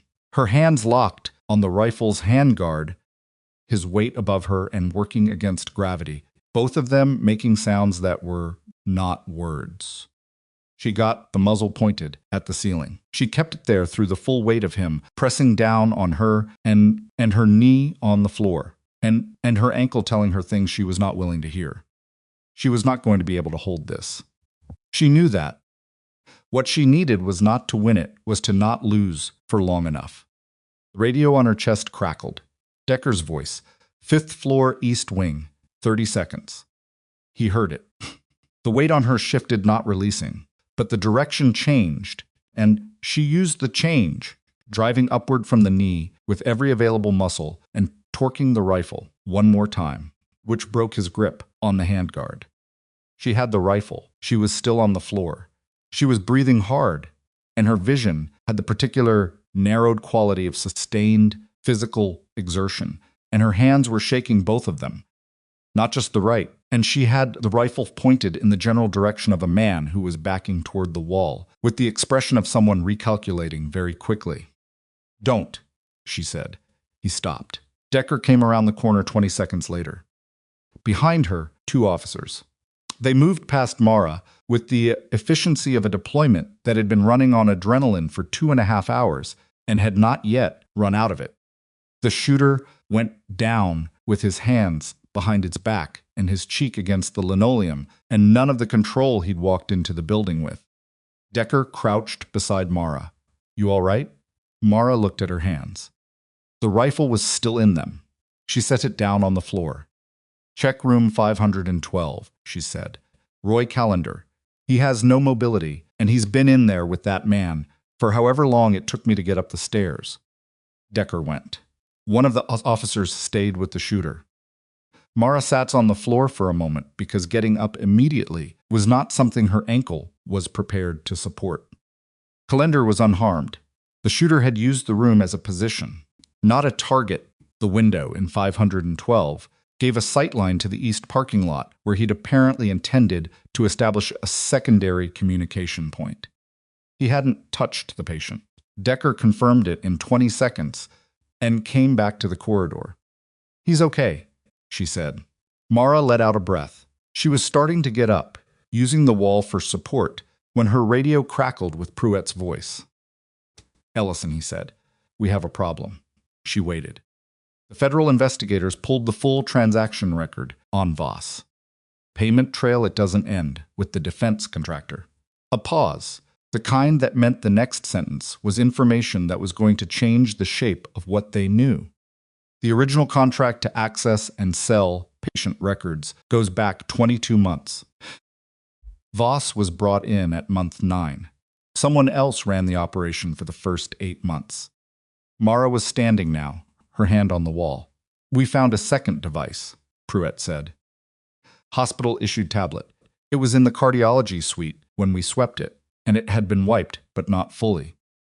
The recovery team pulled a partial contact log. She waited. "The tablet," he said, "is registered to Dr. Renata Solis." Mara stood very still. "But the contact log," Pruett continued, his voice carrying something she hadn't heard in it yet, "shows 12 communication events in the 8 months before Voss was ever brought in. And the identifier on the other end of those communications is not the defense contractor." He said the identifier. Mara heard it. And the name he said was the name of someone who was not in federal custody, who had not been in a basement tunnel, who had spent the last 3 hours in a room where every access log, every communication thread, every piece of evidence was being reviewed. The name was the name of someone who had been helping them. The name was Sandra Holt. Mara stood in the 5th floor corridor with her hand on the wall and her ankle throbbing, and the radio still warm against her chest. And she ran the name through everything she knew about the last 3 hours. And she knew about the last 11 months. And the pieces didn't resist, they fit, which was the worst version of being right. Sandra Holt, charge nurse, 18 years at Hargrove Valley. Person who knew every patient placement before it hit the monitoring board, every bed assignment before it was logged, every intake that came through the side entrance rather than the main bay. Person who had been at the charge desk when Firth was admitted. The person who had been standing at the station when Mara flagged his chart. But person who had said, with exactly the right amount of measured calm, do what she says, which had redirected attention and compliance toward Mara at the precise moment that Sandra needed the room looking somewhere else. Person who had access to the internal network from anywhere in the building on a hospital-issued login that nobody would question, because charge nurses used the system constantly, because that was the job, because that was the cover. 22 months, 8 months before Voss. She had built the architecture and then recruited someone with medical authority to be the visible face of it, which meant if it collapsed, the visible face collapsed first, and she was standing behind it with a clean record and a sympathetic posture and 11 years of institutional trust. Mara pushed off the wall and started toward the stairwell. Ellison. Pruett's voice on the radio again. I need you to... Where is she? Mara asked. A pause. She was in the command station we set up in the consult room. I had her pulling access logs. She was pulling access logs, Mara said. You had the person running the inside operation, pulling the evidence of the inside operation. Pause this time was longer and had a different quality. She's not in the consult room anymore, he said. Mara was already through the stairwell door. She thought, moving down the stairs, about the 11 months.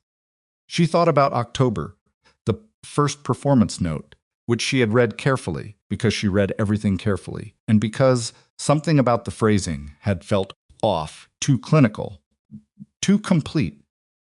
The language of documentation that had been written with a specific outcome in mind. She had thought at the time that it was Voss. It had been Voss in the front of it, but Sandra had been the one who processed the HR filings, who flagged the nursing records, who had been present in enough of the corridor conversations to know which incidents to surface and which to let slide. She thought about Sandra's apology in the break room in November, how it had seemed genuine, how Sandra had said I should have said something with the particular weariness of someone carrying real guilt. Mara had believed it. She had decided it was the guilt of a bystander, someone who watched injustice and lacked the courage to intervene. It was the guilt of someone who was steering the injustice and occasionally felt the weight of it. That was the human texture of it, not a villain in the clean narrative sense, but a person who had made a calculation 22 months ago and had been living inside the consequences of it ever since, and had found small ways to soften the edges of what she was doing, like apologizing to the nurse she was helping to remove, like pulling her hand off the phone at the right moment.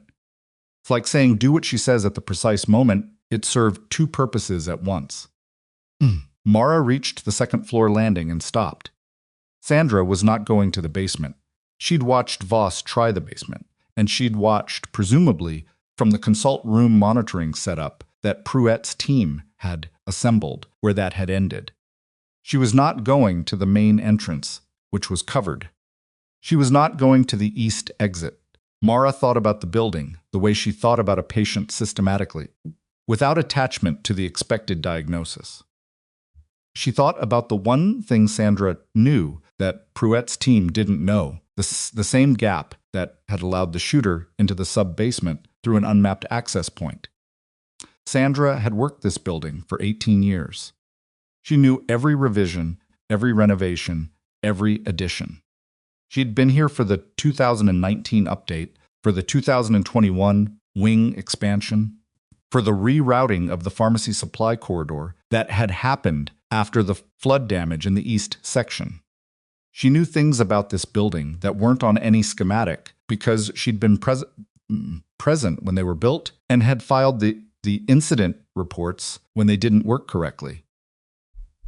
Mara thought about the loading dock, which Voss had been heading for. She thought about why Sandra would know the loading dock was covered. She thought about what else connected to the loading dock at the building's western edge.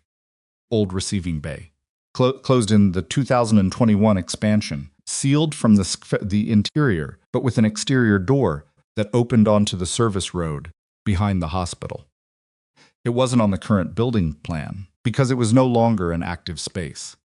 It wasn't covered because it wasn't in the schematic that Pruett's team had been given.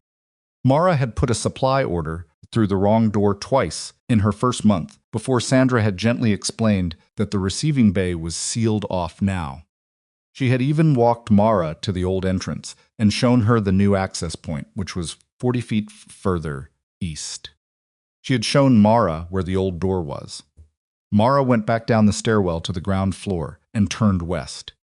The old receiving bay was accessed through a maintenance corridor that branched off the west service path just before the loading dock connector. The branch was easy to miss. It was marked with a faded yellow sign that said "No Through Access," which was accurate as of 2021, but which, in Mara's experience of institutional spaces, almost always meant no sanctioned through access rather than no physical through access. The door at the end of the branch was a standard commercial fire door, rated and hinged, and the lock on it was the old mechanical type that had been superseded by the keycard system in the renovation, but had never been replaced because the room was no longer in active use. A mechanical lock could be opened from the inside without a key. The branch corridor was dark. The motion sensors hadn't been maintained since the renovation, and the overhead fixtures didn't trigger when Mara came through the junction. She moved on memory and the ambient light from the main corridor behind her, one hand on the right wall, her ankle protesting every step in the specific way of something that had moved past tired into genuinely unhappy. She heard breathing before she saw anything. Not panicked, breathing controlled, the breathing of someone managing their respiration deliberately. Someone who had been trained or had taught themselves to move through stress without letting it take over the body. It was coming from approximately 20 feet ahead. "Sandra," Mara said. The breathing stopped for 2 seconds. Then, Mara, not Ellison, Mara. The first name, the break room register, the voice of the 18-year colleague rather than the institutional operator. Mara clocked it and did not let it move her. "The door is a fire exit," Mara said. "There's an alarm on the exterior bar. When you push it, the building system triggers, which means Pruett's team knows in about 45 seconds. She paused. "You've probably already figured that out, which is why you're still standing here." A long silence. "I have a car, Sandra," Anna said on the service road. "This was the exit I planned. I know, you figured it out. You showed me this door," Mara said. "In my first month. You were very thorough." Another silence. This one with a different quality, not calculation. Something more like the specific weight of a person arriving at the moment they've been moving toward for a long time. "Come out where I can see you," Mara said. Sandra moved forward into the edge of the ambient light from the main corridor. She was in her charge nurse uniform, badge on, the same as she'd been all night, which was either the absence of a plan to look like anything else, or the presence of a plan so settled that there'd been no need to change. She looked tired, not frightened particularly, but tired in the deep way of someone who has been holding something up for a very long time. She looked at Mara, at the limp, the braid, the blue scrubs, the way Mara was standing with one hand on the wall because her ankle wouldn't take full weight without it. "You're hurt," Sandra said. "I've been hurt for 3 years," Mara said. "It hasn't been the primary issue." Sandra exhaled. "I didn't know Voss would do the performance notes. That wasn't when I brought him in. That wasn't what I agreed to." "What did you agree to?" "Record access. Specific records, specific patients. People who the contractor identified as witnesses or potential witnesses in pending litigation. The deal was that the records would be used to discredit testimony, Not to, she stopped. Not to what happened tonight. You sold the protected placement record of a federal witness, Mara said. You built the system that put a sniper on the roof of the parking structure. You can draw whatever line you want between what you agreed to and what happened. But the line is on paper, and tonight is not. Sandra looked at the floor. The shooter is in custody, Mara said. Voss is in custody. The spotter is in custody. Solis is detained pending investigation. The transaction records have been pulled. The communication log on the wiped tablet has been partially recovered. She watched Sandra's face. The Foxtrot 7 Romeo 29 reference in Ibarra's notes, Solis put it there, but she said she was running it toward Pruett. What she didn't know was that the same reference appears in the original operation documents from 8 months before Voss was recruited. Sandra looked up. It's your notation system, Mara said. Pruett's forensic team recognized it as a filing convention used in the hospital's internal record system. 18 years of institutional formatting leaves patterns. She paused. You built the whole operation on a system you'd been using so long it was invisible to you. The old receiving bay door was 10 feet behind Sandra.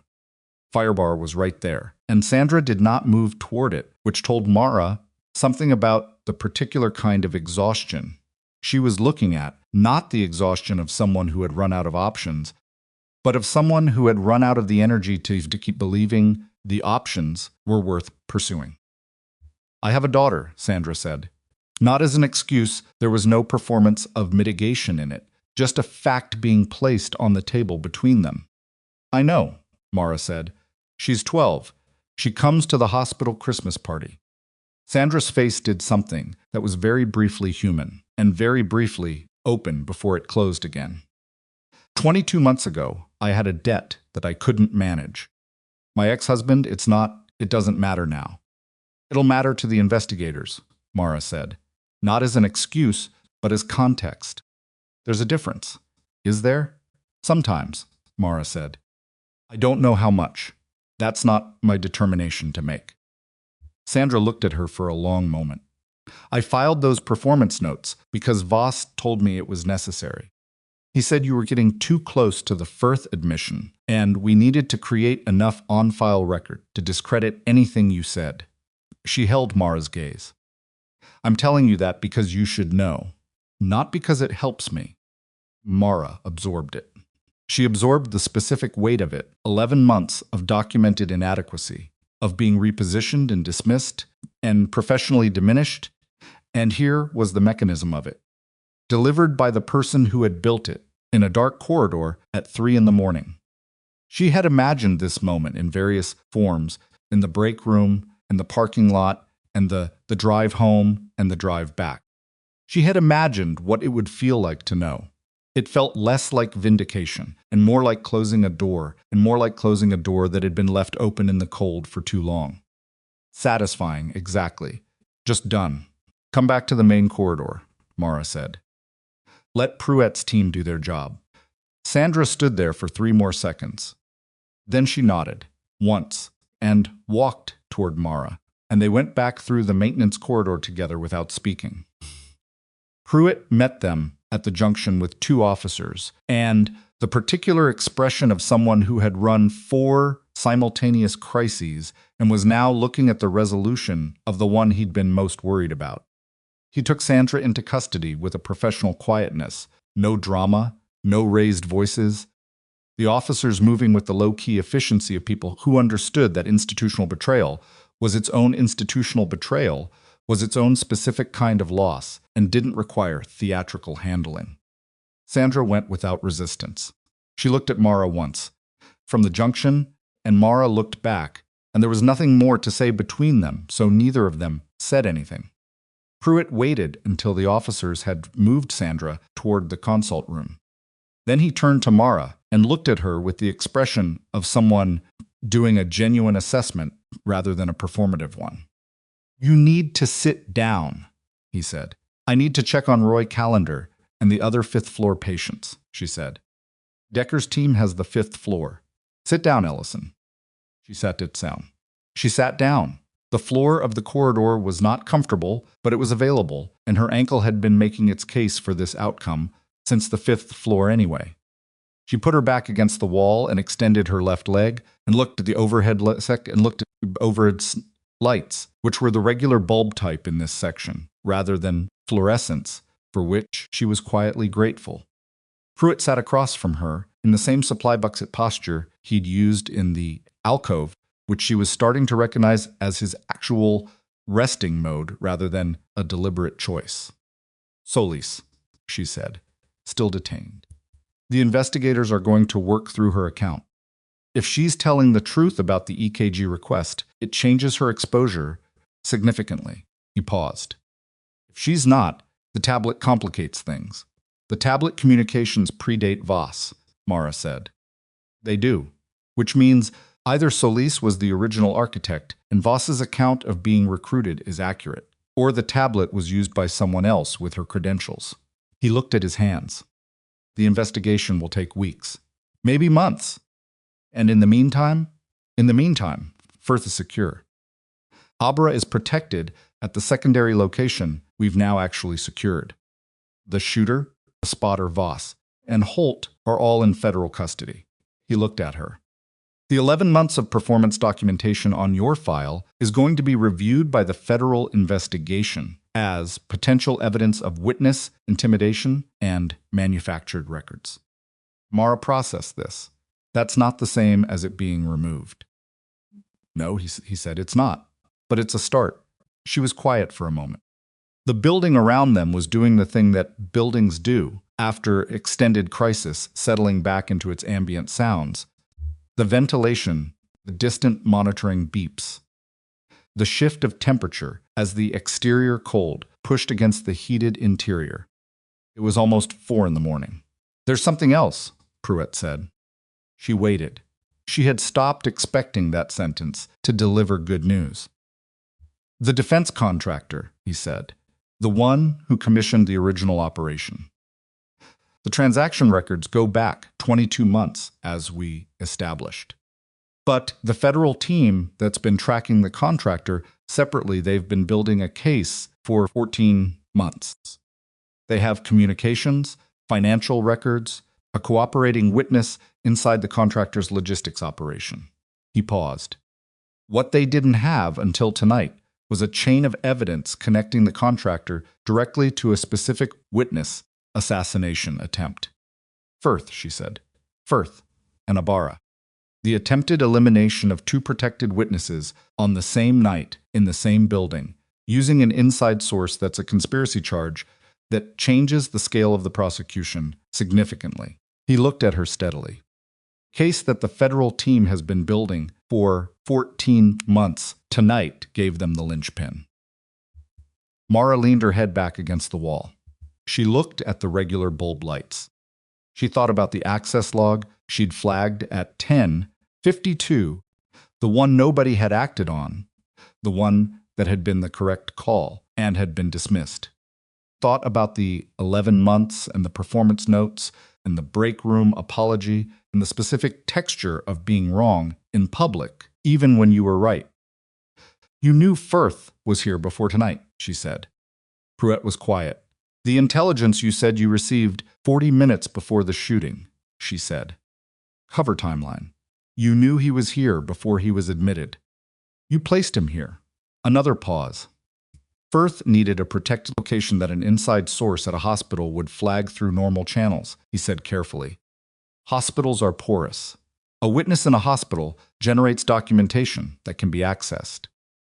If someone inside the hospital was selling access, a hospital admission was the right bait." Mara absorbed this. "You used him as bait," she said. "We used the admission as a trigger," he said. "The protection around him was real. The extraction protocol was real. What we didn't know was how quickly the inside source would move, or that the inside source was running 2 levels deep. You didn't know about Sandra. We knew about Voss. We didn't know about Holt." He met her eyes. "And we didn't know you'd be the variable that held this floor together while we were sorting out what we'd missed." Mara looked at him. "I wasn't a variable in your operation." "No," he said. "You weren't. I was a nurse on shift. Yes, he said, you were. She looked back at the lights. Her ankle was at a level of complaint that suggested she was going to have a conversation with a physician about it in the near future, which was an irony she was prepared to accept. Her right hand was still trembling, the fine, persistent tremor that 11 months of performance notes had classified as a clinical liability. She looked at it. She thought about all the things she'd done tonight, with a hand that trembled. Put her hand in her lap. The investigation, she said.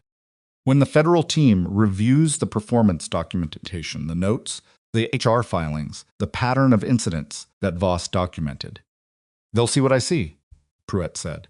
A targeted campaign to remove a hospital employee who was too observant for the operation's comfort. They'll see what the documents say, Mara said, which is that I dropped IV lines and hesitated on assessments and had balance issues affecting patient care. That's what the documents say.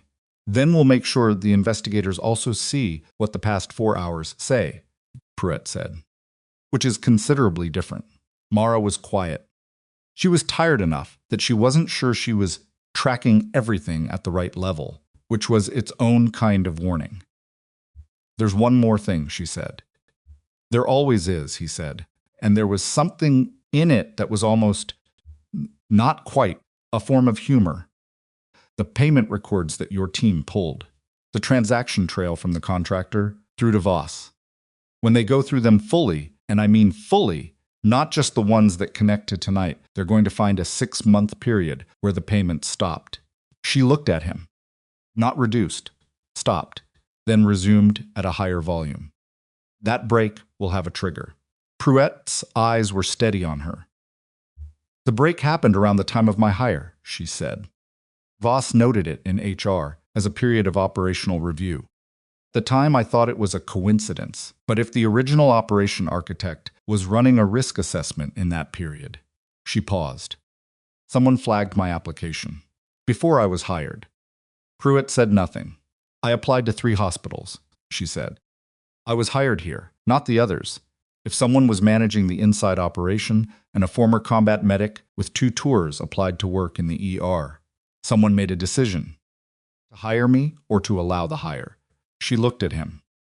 Because a decorated combat medic in the ER, dismissed as a liability, creates a useful cover.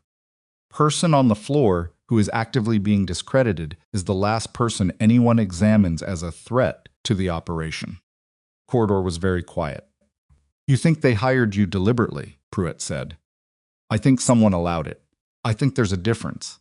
She looked at her hands, and I think when the payment records are fully reviewed, we'll find that the person who made that call is not Voss, who was recruited 8 months after I was hired, and is not Sandra, who managed the operation from the inside. I think there's a third tier.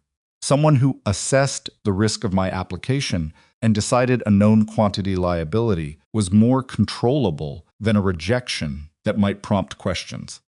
Pruett was looking at her with an expression that had moved past assessment into something more direct. If you're right, he said. If I'm right, then tonight wasn't the end of the operation, she said. It was the part of the operation that was designed to be sacrificed. Voss, Sandra, the shooter, the spotter, those are the components that burned. The person who built the original structure is somewhere that isn't this building. She looked at him. And they've been watching tonight's events on whatever channel gives them access to federal operation communications. The radio on Pruett's vest crackled. The voice on it was one of his teams from the consult room, where the communication monitoring equipment had been set up for the past 3 hours. Colonel, we've got an anomaly in the federal operation channel. Someone was accessing the secure communication feed from inside the hospital network. Not Holt, her credentials were locked out 20 minutes ago. Different login. Pruett stood up. The login, the voice continued, belongs to the hospital's administrator of record, Dr. Warren Lyle. He's been on the secure channel since 11:50 p.m. He has been reading every communication this team has sent tonight. Mara looked up at Pruett from the floor. Warren Lyle, who had been the one to approve her hire 22 months ago, who had the kind of institutional authority that put him above the daily operation and below the level where anyone thought to look, who had sent a message to the ER staff at midnight expressing concern for patient safety and urging cooperation with federal authorities, who had, she now understood, been reading the federal authorities' communications in real time while urging cooperation with them. "Where is he?" Pruitt said into the radio. "His office. 6th floor. He logged into the secure channel 4 minutes ago." Mara was already getting up. Pruitt told her to stay on the 4th floor.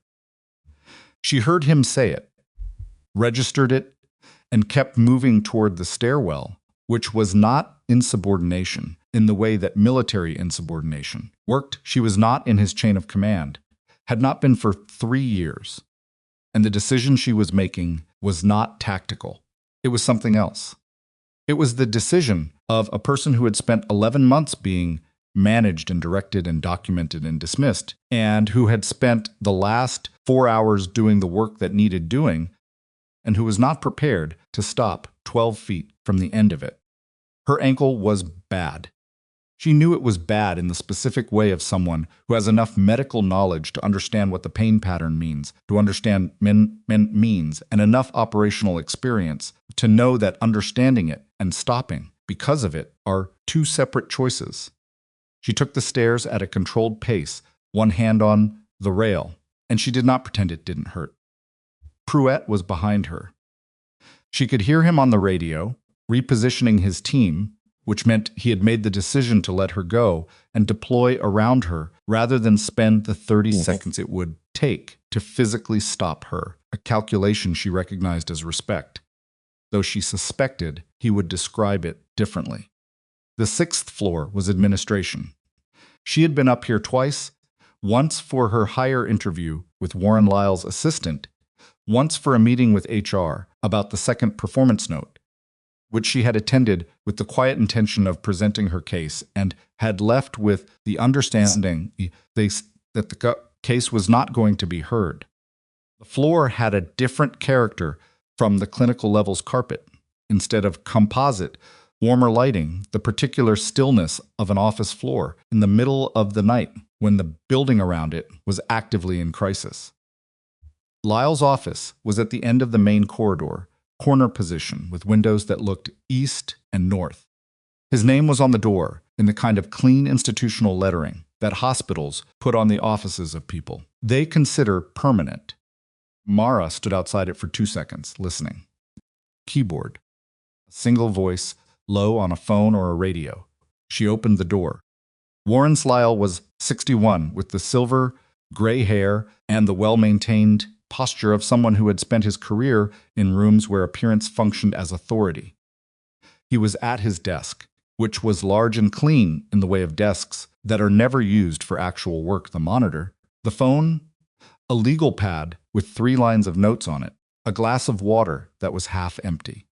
He had a radio handset in his left hand, and when the door opened, he looked up with the expression of a man who had expected that someone might come and had decided that being found composed was its own form of defense. He looked at Mara. She looked at him. "Nurse Ellison," he said. The register was the administrative one, even, calibrated. The voice he used in board meetings and press events and staff town halls, where he spoke about patient safety with the conviction of someone who had never thought very hard about what the words meant. "Dr. Lyle," she said. He set the radio handset down on the desk in front of him with the deliberate care of a person establishing that they had nothing to hide. "I was monitoring the federal communication channel," he said. "I have administrative authority over. You've had access to Pruitt's team communications since 11:50 p.m., she said. "You've been reading every decision they made, every position they identified, every piece of evidence they pulled." She came further into the office. The shooter knew to move from the parking structure to the building interior at 12:54. Pruitt's team made the decision to concentrate on the basement and ground floor at 12:41. That decision was communicated on the secure channel at 12:43. Lyle said nothing. 11 minutes, she said. The shooter repositioned 11 minutes after the channel communication that told him where the coverage was concentrated. She watched his face. That's not coincidence. That's a relay. The door opened behind her, and Pruitt came through with Decker and one officer. The room changed shape, not with noise or movement, but with the specific weight of people who carry authority entering a space and asserting it without announcing it. Lyle looked at Pruitt with the expression of someone who had prepared for this meeting and was discovering the preparation was insufficient. Colonel Pruitt, Lyle said, I think there's been a misunderstanding about my access to. Dr. Lyle, Pruitt said. Please don't, he said it quietly, without edge, with the particular flatness of someone who has listened to a great deal of institutional language and has run out of patience for it tonight specifically. Lyle stopped. Pruitt moved to the desk and looked at the legal pad. He looked at it for 3 seconds, then looked at Lyle. The Foxtrot 7 Romeo 29 reference, he said. It appears in Ibarra's intake notes, in the original operation documents from 22 months ago, and in the 3 lines you wrote on this pad in the last 40 minutes. He turned the pad so Lyle could see that he'd seen it. You're the one who built the notation system. The room was very quiet. Lyle looked at the pad. Then he looked at Mara, which was interesting, not at Pruitt, not at the officer, at Mara with the expression of someone who had spent 22 months assuming a specific variable, was inert, and was now recalibrating every calculation that assumption had supported. You flagged her application, Pruitt said. It was not a question. Lyle said nothing. You approved her hire. 22 months ago. A former combat medic with 2 tours, applying to work nights in the ER. You assessed the risk and decided she was more useful inside than as a rejected application that might prompt questions about why an otherwise qualified candidate was turned away. Pruitt looked at him steadily. And then you gave Holt and Voss the tools to make her professionally invisible. Performance notes, HR documentation, a pattern of inadequacy that would have resulted in termination inside another 60 days if tonight hadn't happened. Lyle's jaw moved, but nothing came out. She was going to be the scapegoat, Pruitt said. If the operation ever came under scrutiny, there was a nurse on record with documented performance issues, whose objections could be dismissed and whose departure would read as routine. He paused. Except she flagged the chart at 10:52. And then she was the one who held this floor together. Mara stood in the office of the man who had built the structure that had swallowed 11 months of her professional life, and she looked at him, and she did not feel what she had expected to feel, which was the clean, hot release of vindication. What she felt was more complicated and more tired, the specific weight of understanding something completely, and knowing that understanding, it didn't restore what it had cost. You hired me, she said, because you thought I was manageable. Lyle looked at her. You thought the limp and the tremor and the 2 tours and the quiet approach and the choice to leave the army meant I was someone who would keep her head down, she said. You calculated that someone with that profile in a department run by Patrick Voss would absorb whatever she was given and eventually disappear. She looked at him without heat, without performance. You were wrong about all of it. You were wrong about the limp. You were wrong about the tremor. You were wrong about why I left the army. And you were very wrong about whether I would disappear. Lyle opened his mouth.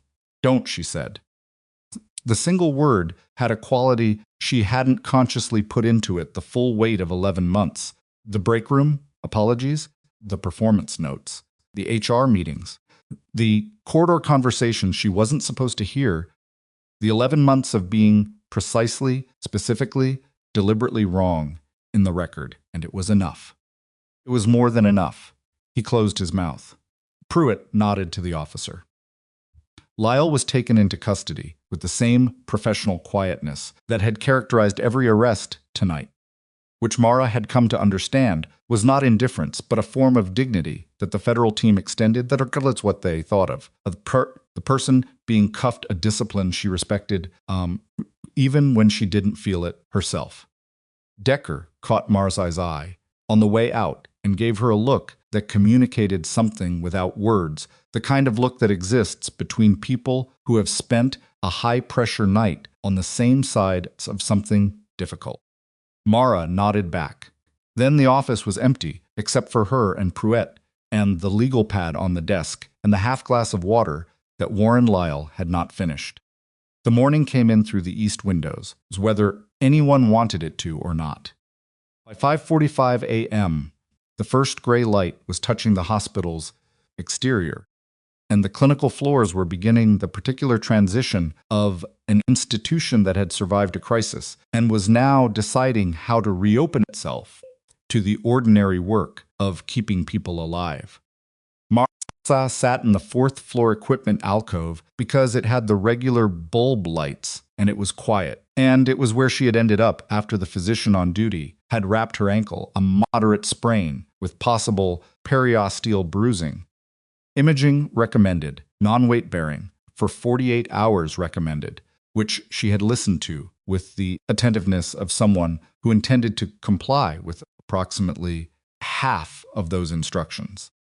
The physician, a second-year resident named Torres, who had been on the ER floor during the shooting and had watched Mara work for 3 hours before treating her, wrapped the ankle with the careful focus of someone doing their job well and not quite knowing what to say about anything else. "You should have told someone it was this bad," Torres said, which was the kind of thing that was true and also not the point. "Probably," Mara said. "Does it usually get this bad?" "No. Usually I'm not fighting someone for a rifle." Torres looked up, then went back to the rap. I saw what you did tonight," he said in the careful register of someone choosing words on unfamiliar terrain. "On the floor, with the patients. You did good work too," Mara said. "Everyone did. That's not—" Torres stopped. Started again. "You were the only one who knew what to do. When the glass came in, when people were down, he pressed the last piece of tape flat with more precision than it required. I'm in my second year, and I didn't know how to." "You've never been shot at before," she said. "That's normal. That's appropriate. The fact that you stayed and kept working is not nothing." She looked at him. "You'll know how to do it now. That's how it works." Torres nodded, slowly, the way people nod when they're storing something rather than agreeing with it. Pruitt found her there at 6:20, which meant he had been dealing with the federal administrative machinery that followed the arrest of a hospital administrator, which was its own specific kind of controlled chaos. He sat on the supply crate. He looked tired in the visible way, which was the first time she'd seen it on him. "Lyle is cooperating," he said, "faster than we expected." The lawyer arrived at 5, and by 5:30 he was talking. He looked at the floor. The defense contractor, the executive who commissioned the original Operation Federal Warrants, are being executed this morning. Multiple locations. The 14-month case, she said. Tonight gave them everything they needed to move. And Firth, she said, Abaroth, secure. Firth's testimony is rescheduled. Ibarra has agreed to cooperate with the expanded investigation, the contractor's logistics operation, that's been coordinating the witness suppression. Ibarra has direct knowledge of 3 specific incidents that the federal team has been trying to document. He paused. He said to tell you he remembers your name. Mara thought about the man in Bay 12 with his hands folded on the hospital blanket and his controlled blanket and his controlled blankness, and the question he'd asked her at the end. What's your name? Your actual name.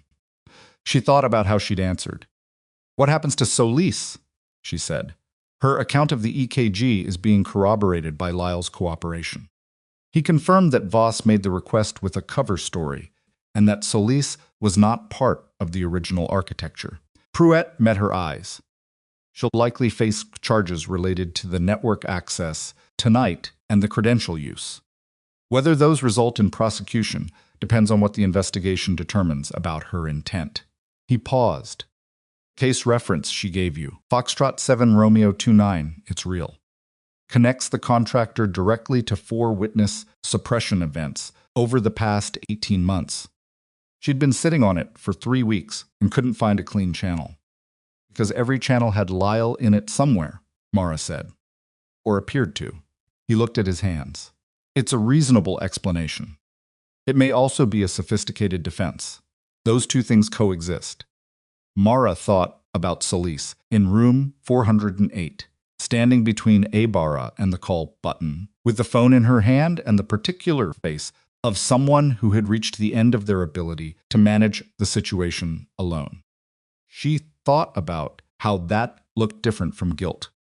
She also thought about how good people could construct very convincing versions of themselves under pressure. She didn't know which it was. She was comfortable not knowing. My file, she said. Pruitt reached into his jacket and produced a folded set of documents. He held them out. Federal investigators flagged all 3 performance notes as potential evidence of manufactured records used to facilitate witness intimidation and suppress internal reporting. The notes are now part of the evidence record, which means they can't be used as employment documentation. He kept holding them out. HR has been notified. Interim administration, as of this morning, has been notified. She took the documents. She looked at them. 11 months of careful, clinical, deliberate wrongness in 14 pages of institutional language. The language still looked the same. The words hadn't changed, but the weight they carried had shifted so fundamentally that they were almost unrecognizable as the same documents she'd read and reread and carried and tried to argue against. She folded them and put them in her scrub pocket.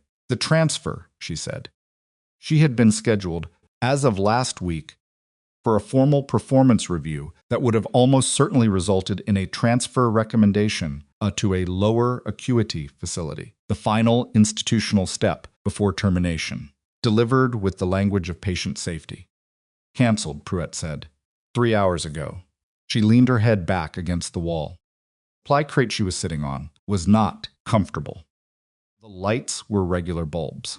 Outside the alcove, she could hear the floor resuming quiet footsteps. A monitor, beep, someone's voice in the middle distance, giving a handoff report to the incoming morning shift. The hospital was going back to work. Hospitals always went back to work. That was one of the things she had always understood. They didn't stop for anything, anything. Not even the nights when everything that could go wrong did, because the patients were there in the morning regardless of what the night had been. And someone had to be there for them. There's something I need to tell you, Pruitt said. She looked at him. When you separated from the Army, he said, there was a commendation that was in process. You left before it was finalized. Command completed the paperwork regardless. The actual were prompted because the action that prompted it occurred regardless of whether you were still in uniform when the paperwork cleared. She was very still. 11 soldiers. Mass casualty event. Forward operating position. Overrun. Medical officer down. You ran care for 4 hours without resupply, with 3 of the 11 in critical condition, with hostile contact continuing for the first 90 minutes. He looked at her. All 11 survived. I know what happened, she said quietly. Then you also know what the paperwork says happened, he said, which is that what you did that night meets the criteria for the soldier's medal. He reached into his jacket again. Command held the presentation because you'd separated and they didn't have a current address. I tracked you down 6 weeks ago. I've had this since then. He held out a small case, the size of a deck of cards, dark blue. She looked at it. She didn't take it immediately. The supply alcove was quiet and the lights were regular bulbs, and it was 6:23 in the morning. After the longest night she'd had in 3 years, and the case in Pruitt's hand was the kind of object that carried a weight she wasn't sure she had the available reserves to hold right now. 6 weeks ago, she said. Yes. You found me 6 weeks ago. Yes. She thought about that. She thought about the 11 months, and the performance notes, and the scheduled transfer, and the 6 weeks between when Pruitt found her and tonight. She could feel the shape of a question forming that she wasn't sure she wanted the answer to. Did you know about the operation here before you found me? She said. He met her eyes. The investigation identified Hargrove Valley as a compromised facility 9 weeks ago. We didn't know the depth of the compromise yet. We knew a charge nurse had system access consistent with inside operation activity. We did not know about Lyle. But you found me at a compromised facility, she said. It was weeks ago. Yes, and you didn't move to protect me or extract me or tell me. The investigation needed the network intact, he said. If we moved on any one component, the rest would have burned the operation, and the people we were trying to protect would have lost their best chance at a prosecution. He held her gaze. That is the accurate answer. It is not a sufficient answer for what it cost you, and I'm aware of that. The room was quiet. Mara thought about what it would have meant to have known. She thought about whether knowing would have changed how she worked the floor, whether it would have made her more careful or more exposed, whether Firth would have been moved in time, or whether the warning would have triggered a faster escalation from Lyle's side. She ran the variables and found, as she usually found, that the alternate scenarios were not as clean as the grievance required them to be. She reached out and took the case. She opened it. The metal was smaller than people usually expected. That was always the thing people imagined commendations as large, heavy, declarative. The soldier's medal was the size of a large coin, suspended from a ribbon of blue and white, and it fit in the palm of one hand without filling it. She looked at it for a long moment. She had not thought about that night in the way of pride or recognition for a long time. She had thought about it in the way of things that happen, things that were survivable, things that left marks in the body and the sleep and the way you walked into a room and automatically checked the exits. She had thought about the 4 hours and the 3 critical patients and the specific feeling of working without knowing if it was going to be enough, not certainty, not skill, just the decision to keep going because stopping was the only option she wasn't willing to take. Close the case. Thank you, she said. It came out smaller than she'd intended, which was honest. All 11 of them went home, Pruitt said. I know, she said. I looked them up. The formal inquiry that followed took 11 weeks. The federal investigation expanded to encompass the defense contractor's full operation. 4 witness suppression events over 18 months, 3 states, and financial transactions totaling enough to constitute organized criminal enterprise under federal statute. Contractor's executive was arrested at his home in a suburb of Denver on the morning following the Hargrove Valley incident and indicted on 8 counts. He did not cooperate, and the prosecution proceeded on documentary evidence, which was sufficient. The trial, when it came, lasted 3 weeks and resulted in conviction on 6 of the 8 counts, including conspiracy to commit witness tamperings and accessory to attempted murder. Warren Lyle pled guilty to 2 federal charges in exchange for full cooperation. Prosecution accepted because Lyle's knowledge of the network's architecture was extensive and detailed and saved approximately 14 months of investigative work. He received a sentence of 7 years. The plea agreement was public, and the specifics of his role, including the deliberate structuring of a hostile work environment to suppress internal reporting, were part of the public record. Patrick Voss was charged with conspiracy, obstruction, and medical records violations. He retained a private attorney and contested every count. The trial took 5 weeks. Guilty on all charges. His medical license was revoked the week after sentencing. Sandra Holt pled guilty. The circumstances of her recruitment, the financial vulnerability, the escalating pressure, the degree to which she had believed the operation was less dangerous than it became, were considered in sentencing, which her attorney had argued for. The sentence was lighter than it might have been. It was not light. She served it. Renata Solis was not charged.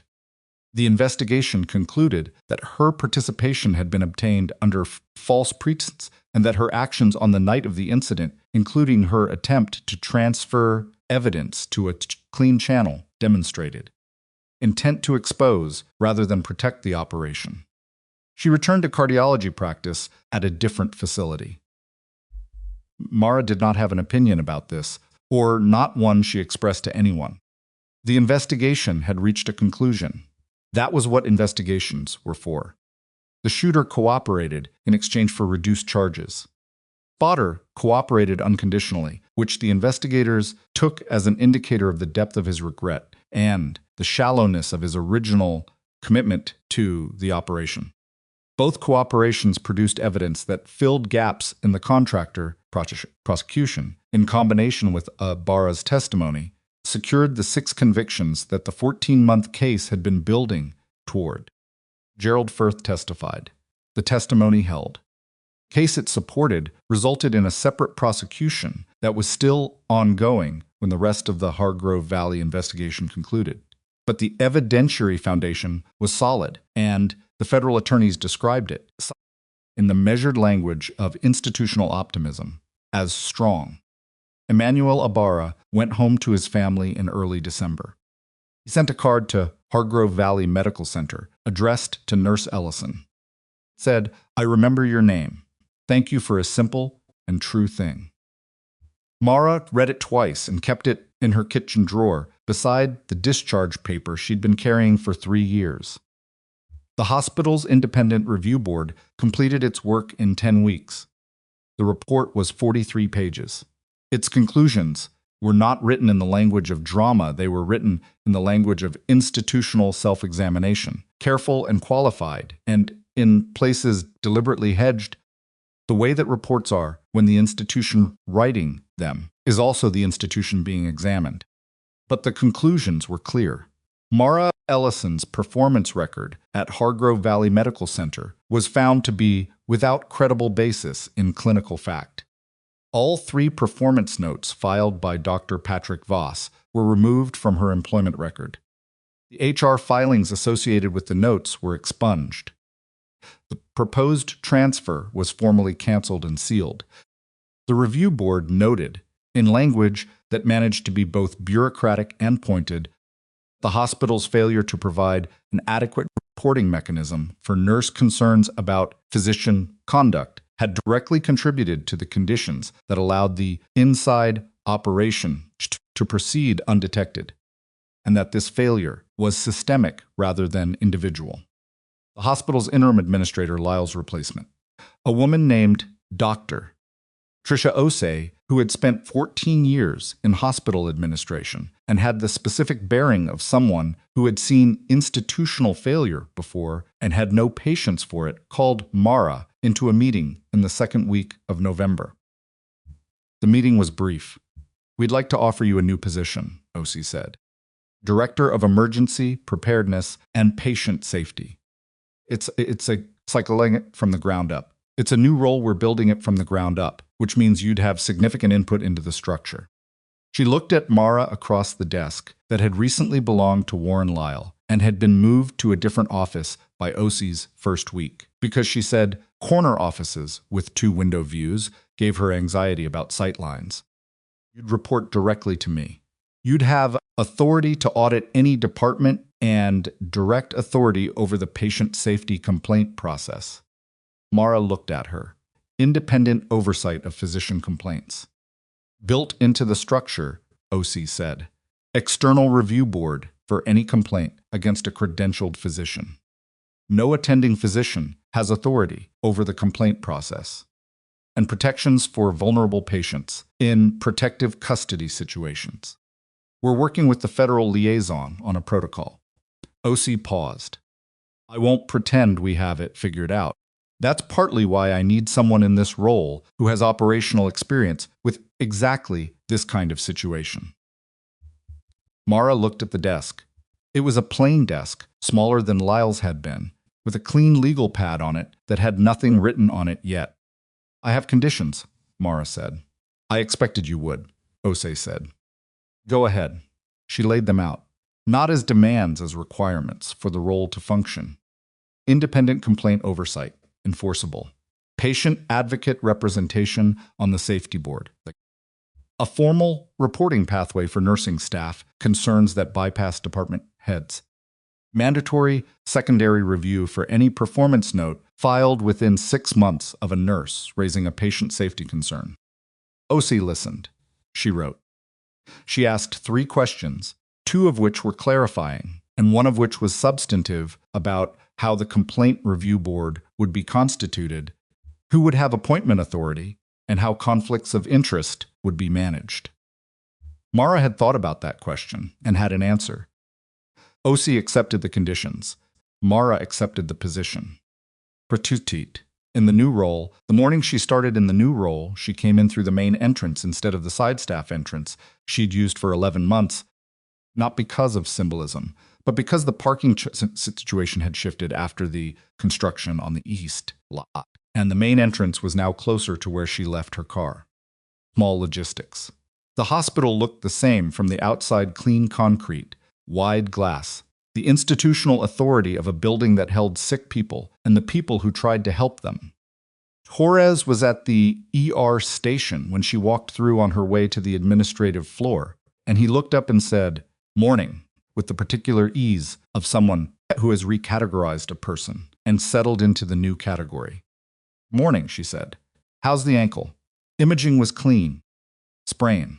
You should have had that imaging the night it happened.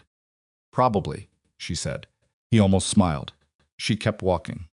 Sandra Holt's replacement at the charge desk was a man named Garrett, who had transferred from the Denver facility and had no history with Mara, which was a relief in its own way. She didn't want deference or awkwardness. She wanted the ordinary professional transaction of working in a building with other people, which was what she had wanted 11 months ago, and which had been made unavailable to her, and which she was now, carefully and without excessive ceremony, reclaiming. She stopped at the charge desk. "Garrett." He looked up. "Ellison. New role starts today?" "Today. You need anything from us down here?" "Not yet," she said. "But I'm going to want to walk through the patient safety reporting protocol with your team this week. Find a time that works." "I'll put it on the board," he said. She went to the elevator. She went up to the administrative floor. She sat down at a desk that was hers, a plain desk in a corner office she'd been offered, and had asked to be moved to an interior room instead, because she'd spent enough of her professional life tracking sightlines, and she'd like to stop. And she opened her laptop, and she looked at the blinking cursor on the blank document that would become the first draft of the hospital's new patient safety protocol. The cursor blinked. She looked at her right hand resting on the keyboard. Tremor was there, fine, persistent. The tremor that had been in 11 performance notes as evidence of inadequacy, that had been present when she inserted IVs and administered medications and held a rifle in a 5th-floor corridor while her ankle screamed at her. The tremor that had always been there since the forward operating position, since the 4 hours, since the specific moment when everything had gone wrong and she had decided not to stop. She put her hands on the keyboard and started typing. Protocol was not going to be perfect. She knew that going in. The hospital was an institution, and institutions did not become perfect through good intentions or competent leadership, or even through the hard lesson of having failed catastrophically and been forced to look at themselves honestly. They became less imperfect through the sustained and unglamorous work of people who showed up every day and kept asking the questions that were inconvenient to ask. She was good at inconvenient questions. She had been asking them for 11 months, and nobody had been listening.